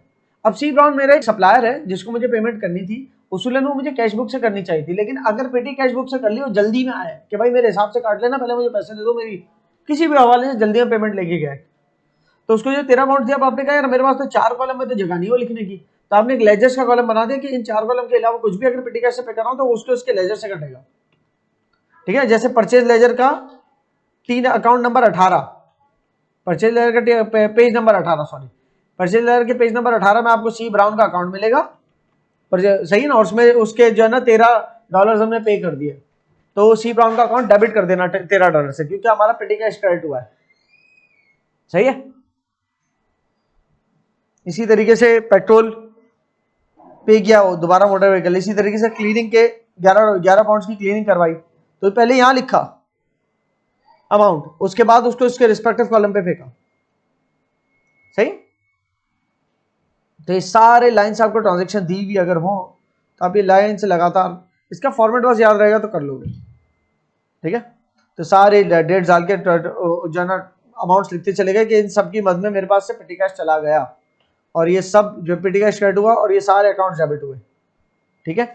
जो जिस कॉलम में जा सकता है उसको उस कॉलम में डाल दिया, लेकिन कोई एक आध चीज ऐसी आ गई जो लेजर्स में जानी है, तो वो उसके अपने लेजर्स में फेंकी। फॉर एग्जांपल इक्विपमेंट, अब इक्विपमेंट का कोई मेंटेनेंस एक्सपेंस है और उसका कोई आपके पास अकाउंट नहीं है, देखो मेंटेनेंस एक्सपेंस कहीं नहीं है ना, तो अब आप मेंटेनेंस एक्सपेंस का जो लेजर अकाउंट्स के अंदर मेंटेनेंस एक्सपेंस का अकाउंट होगा वहीं आपको देना ही, तो एंट्री क्या बन रही है, पेटी कैश एक्सपेंस, पेटी कैश क्रेडिट और मेंटेनेंस एक्सपेंस डेबिट, लेकिन इन चारों में से कोई भी मेंटेनेंस एक्सपेंस से रिलेटेड नहीं है, तो उस केस में आप लिखते मेंटेनेंस एक्सपेंस के नाम से और सीधा आगे जाके यहाँ अमाउंट लिख देते और बता देते कि ये आपको जीएल में मिलेगा, जनरल लेजर में मिलेगा ये वाला, ठीक है ना। यहाँ पर फॉर एग्जाम्पल यहाँ पर लिखता हूँ मैं, मिसाल के तौर पे 29 तारीख को मेंटेनेंस करवाई, तो मेंटेनेंस एक्सपेंस के नाम से लिख दिया $50 की मेंटेनेंस करवाई, ये अभी टोटल नहीं हुआ है, लेट्स सपोज ये लाइन से ही चल रहा है, ठीक है ना। तो $50 इन चारों कॉलम में कहीं नहीं आ पा रहा, ठीक है ना, ये डायरेक्ट $50 यहाँ आ रहा है। तो ये बता दिया हमारे पास जनरल लेजर के अंदर आपको मिलेगा। पेज नंबर अगर मैं बताऊँ तो लेट्स सपोज पेज नंबर 9, ठीक है, दैट्स हाउ इट हैपेंस। जैसे ये कैश बुक के पेज नंबर 19 पे, अब कैश बुक इतनी बड़ी होती है, पेजेस के पेजेस मूव हो रहे होते हैं उसके, इतनी सारी ट्रांजेक्शन होती है रोज की कैश बुक में। तो 19 पे पूरे साल 300 दिन तक कैश बुक चल रही है भाई, तो कैश बुक का पेज नंबर 19 कोई बड़ी बात नहीं है, कैश बुक का पेज नंबर 22 कोई बड़ी बात नहीं है ना, कि ये वाली एंट्री आपको पेज नंबर कैश बुक के पेज नंबर 19 पे मिल जाएगी, ये सही है। लेकिन जब कैश आ रहा है पेटी कैश बुक में, पेटी कैश के अंदर कैश में से पैसा आ रहा है तो कैश अलग खाता है, पेटी कैश अलग है, तो कैश क्रेडिट हो रहा है, पेटी कैश डेबिट हो रहा है, ये याद रखना। और जब पेटी कैश से पैसा जा रहा है तो पेटी कैश क्रेडिट हो रहा है और डेबिट वो अकाउंट हो रहा है जिस मद में पैसा जा रहा है। तो चार तो हमारे पास लिखे हैं, motor expense, staff travelling, postage और क्लीनिंग। इसके अलावा भी कोई है तो इन चार कॉलम में नहीं है, वो कभी कभी once in a blue moon आने वाले अकाउंट से, तो उनके अमाउंट डायरेक्टली लिख दी लेजर्स के अंदर, लेजर्स के कॉलम में, ठीक है, तो वो डायरेक्ट लेजर्स के अंदर डील होगी। अच्छा, जब अब थोड़ा सा यहाँ से मिटाना शुरू करता हूँ दोबारा से ताकि क्लीन हो जाए।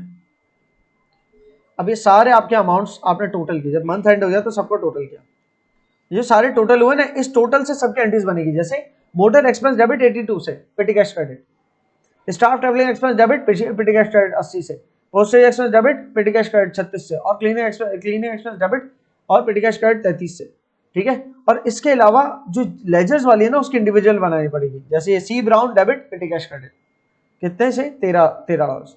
तो जब ये पांचों एंट्रीज बना लूंगा ना मैं, तो कुल मिला के मेरा पेटी कैश 82, 80, 36, 33 और 13 इन सारे अमाउंट से क्रेडिट हो चुका होगा। इन सबको टोटल करूंगा तो वो 244 ही बनना चाहिए, ठीक है ना, क्योंकि वो सारा अमाउंट अपने अपने कॉलम में फेंकने से पहले यहाँ भी तो फेंका ही है ना, और इसको ही टोटल किया, ठीक है। तो एक तरह से टोटल 244 से पेटी कैश क्रेडिट हुआ है, सही है। उसके बदले अलग अलग चीजें डेबिट हुई, तो आप ये भी कर सकते हैं, डायरेक्टली पेटी कैश क्रेडिट कर देते 244 से, और उसके बदले पांच चीजें डेबिट कर देते हैं। जैसे मोटर एक्सपेंसेस पूरे महीने का कितना बन रहा है, 82, ठीक है। इसी तरीके से स्टाफ ट्रैवलिंग एक्सपेंसेस पूरे महीने का बन रहा है 80, इसी तरीके से पोस्टेज पूरे महीने का बन रहा है 36, फिर क्या है 33 से एक और चीज़ डेबिट हो रही है, वो क्या है, क्लीनिंग।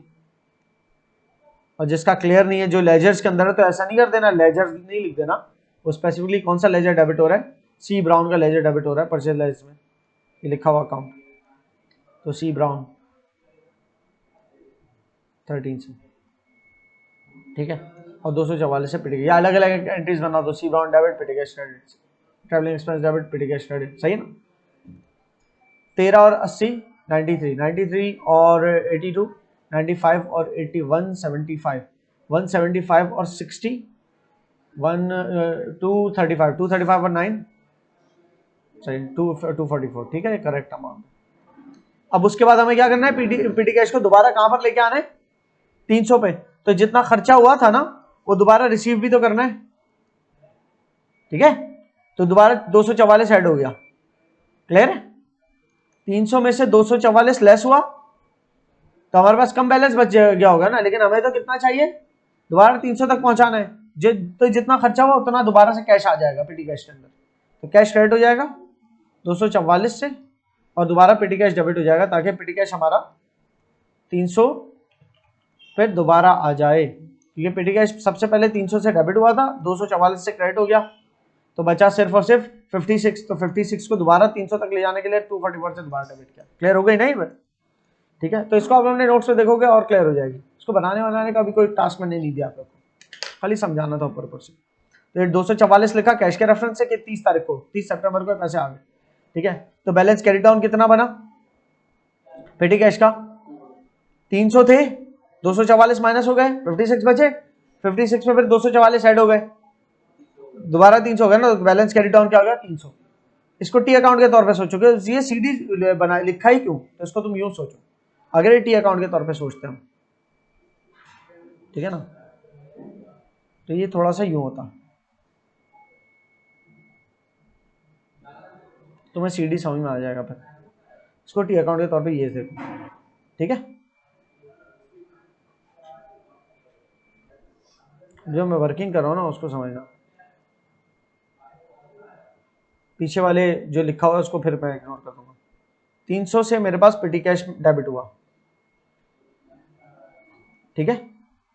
उसके बाद इतनी दफा पेटी कैश क्रेडिट हो गया, ये सारी ट्रांजेक्शन क्रेडिट हो गई, ठीक है ना, इतनी दफा पेटी कैश क्रेडिट हो गया।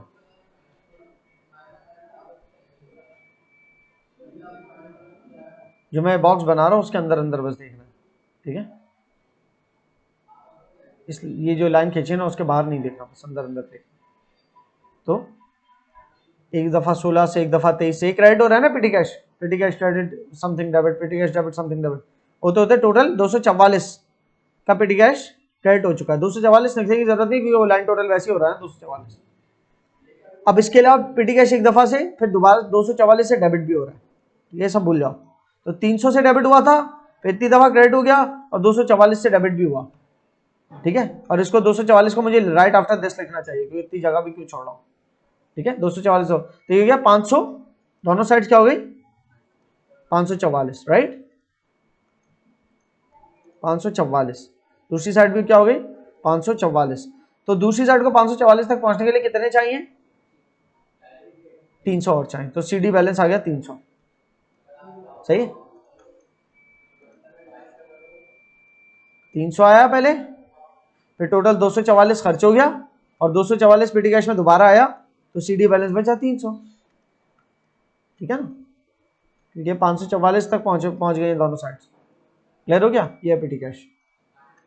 तो उसके अंदर देखते हुए ना घबरा रहे होगे ना, ये ऑलमोस्ट ये अकाउंट को फॉलो करा होगा, बस कॉलम हेयर एंड देयर हुए हैं, ठीक है। अब मैं सारा हटाता हूं अगर वर्किंग को, तो क्लियर हो जाएगा कि किस तरीके से ये वर्किंग वर्क कर रही है। पेटी कैश है, 300 से डेबिट हुआ, टोटल 244 से क्रेडिट हुआ, फिर 244 से डेबिट हुआ। अब बाहरी साइड कौन सी है 300 और प्लस 244 544 वाली, तो यहां लिख दी और ये यहां भी लिख दी, ठीक है। तो 244 को 544 तक पहुंचने के लिए 300 और चाहिए, तो उसको बैलेंस सीडी बोल दिया। ये पीटी कैश का बैलेंस सीडी है। तो पीटी कैश का बैलेंस सीडी जो 300 है वो अगले महीने ब्रॉड डाउन होगा, यही 300 जाके ब्रॉड डाउन होगा 300 के नाम से, उसको लिख रहा हूं अक्टूबर 1 को बैलेंस ब्रॉड डाउन। क्लियर है। जबकि पहले महीने क्या था, पहले महीने बैलेंस ब्रॉड डाउन नहीं था, बल्कि पहले महीने तो कैश आया डायरेक्ट। अब अगले महीने से साइकिल शुरू होगी, समझो कि ये पहली पेटी कैश बुक थी, इसलिए पहले महीने बैलेंस आया। बहरहाल फिर ये उसके देख रहे हो स्टाफ, ये टी अकाउंट है, कैश बुक क्रेडिट हुआ था पहले 300 से, पेटी कैश डेबिट हुआ, फिर दूसरी ट्रांजेक्शन में कैश बुक क्रेडिट हुआ 244 से, पेटी कैश डेबिट हुआ। हाँ, जब दोबारा कैश बुक से पेटी कैश में पैसा आया दूसरी दफा, पहली दफा तो 300 आया था, दूसरी दफा 244 आया, तो ये कैश बुक के टी अकाउंट के अंदर दो एंट्रीज है। जनरल लेजर में एक स्कूल बस एक्सपेंसेस है, staff travelling expense, school bus expenses थे, पता नहीं क्या था नाम भूल गया मैं, वो कोई मोटर एक्सपेंसेस था, sorry, staff travelling expense, postage और क्लीनिंग। तो ये सारे एक्सपेंस के अकाउंट्स डेबिट हो रहे हैं और पेटी कैश उसके बदले क्रॉस रेफरेंस क्रेडिट हो रहा है। जबकि परचेज लेजर के अंदर देखा जाए तो हमारा सी ब्राउन कोई हमारा सी ब्राउन का किसी का बैलेंस $13 का खड़ा होगा, लेट्स सपोज 13 पाउंड्स का, वो लिखने की जरूरत नहीं थी इसको, तो खाली ये लिखना था कि पेटी कैश से 13 पाउंड्स दिए गए, ठीक है, एक क्रेडिट साइड लिखने की जरूरत नहीं थी। तो ये सारी एंट्रीज हमारे लेजर्स तक पहुंच गई और ये वही एंट्रीज है जो मैंने अभी यहाँ पर बनाई थी, 5 एंट्रीज नहीं बनाई थी हम, तो वो सारी लेजर्स में किस तरह से टी अकाउंट राइट करेंगे ये बता रहे हैं। जर्नल यू नो इट, बाकी सारी चीजें ये मैंने आपको एक काम दिया था। अच्छा ये सब तो ऑलरेडी हो गया था, पीटी कैश बुक बीच में शायद मैंने नहीं बताया था, ठीक है। उसके बाद बाकी जो दीगर डे बुक्स है वो आपने कंप्लीट करनी है। और इसके अलावा एक चीज है जो मैं बता चुका हूँ उसको दोबारा एक दफा देखा जा सकता है, और वो है discount, trade discount versus cash discount. Several times बता चुका हूँ कि ट्रेड डिस्काउंट को हम खाते में नहीं लेते, बताने वाला रकम आपको फ्रिज ले रहे हो बिजनेस के लिए, कितने का है भाई 5 लाख का है, okay may be 5 lakh rupees बोल रहा हूँ, ठीक है 5 लाख का ही, तो आपने बता दी लिस्ट प्राइस इसकी कि उसके ऊपर टैग कितने का लगा हुआ है। हम आप कितने पुराने कस्टमर हैं, हमें कितने का दोगे, ये कौन बोल रहा है? फ्रिज के मतलब इलेक्ट्रॉनिक मार्केट में जाके आपका बिजनेस का कौन सा डिपार्टमेंट ये काम करता है, कुछ खरीदता है? जो प्रोक्योरमेंट डिपार्टमेंट कहलाता है, जो बिजनेस में परचेजेस करता है। तो आपके प्रोक्योरमेंट, आपके बिजनेस के प्रोक्योरमेंट डिपार्टमेंट के भैया, अकाउंटेंट का काम नहीं है, प्रोक्योरमेंट डिपार्टमेंट के बंदे का काम है जाके पैसे कम कराना। तो ले देके वो फ्रिज जो है 4 लाख का डन करता है। तो ये जो 1 लाख का डिस्काउंट दिया, ये कोई मायने नहीं रखता, ये भी कोई मायने नहीं रखता। अकाउंटिंग कहती है एक्चुअली चीज 4 लाख की थी, जब ही 4 लाख की थी। तो आप कहो इक्विपमेंट डेबिट हुआ मेरा 4 लाख से, ठीक है, इक्विपमेंट डेबिट हुआ 4 लाख से, और जिससे लिया है रिलायंस, लेट्स सपोज इलेक्ट्रिक से 4 लाख से क्रेडिट कर दिया उनका अकाउंट, या अकाउंट पेबल उनका क्रेडिट कर दिया। अब उन्होंने कंडीशन दिया अगर 10 दिन के अंदर पेमेंट कर दोगे तो आपको 10% डिस्काउंट मिलेगा, और अगर हमने 10 दिन के अंदर पेमेंट कर दी, वो डिस्काउंट कहलाता है कैश डिस्काउंट। और वो अकाउंटिंग में कैसे रिकॉग्नाइज होता है? रिलायंस इलेक्ट्रिक डेबिट हो जाएगा पूरे 4 लाख से, कि इनकी पूरी लायबिलिटी खत्म करनी है ना हमें, जबकि इनको हमने 10% इनसे डिस्काउंट रिसीव किया, डिस्काउंट रिसीव्ड, तो 4 लाख का 10% होता है 40,000, तो इनको हमने 3,60,000 की पेमेंट की है, बैंक क्रेडिट 3,60,000। और ये ट्रांजेक्शन कहाँ बनेगी, ये एंट्री कहाँ बनेगी?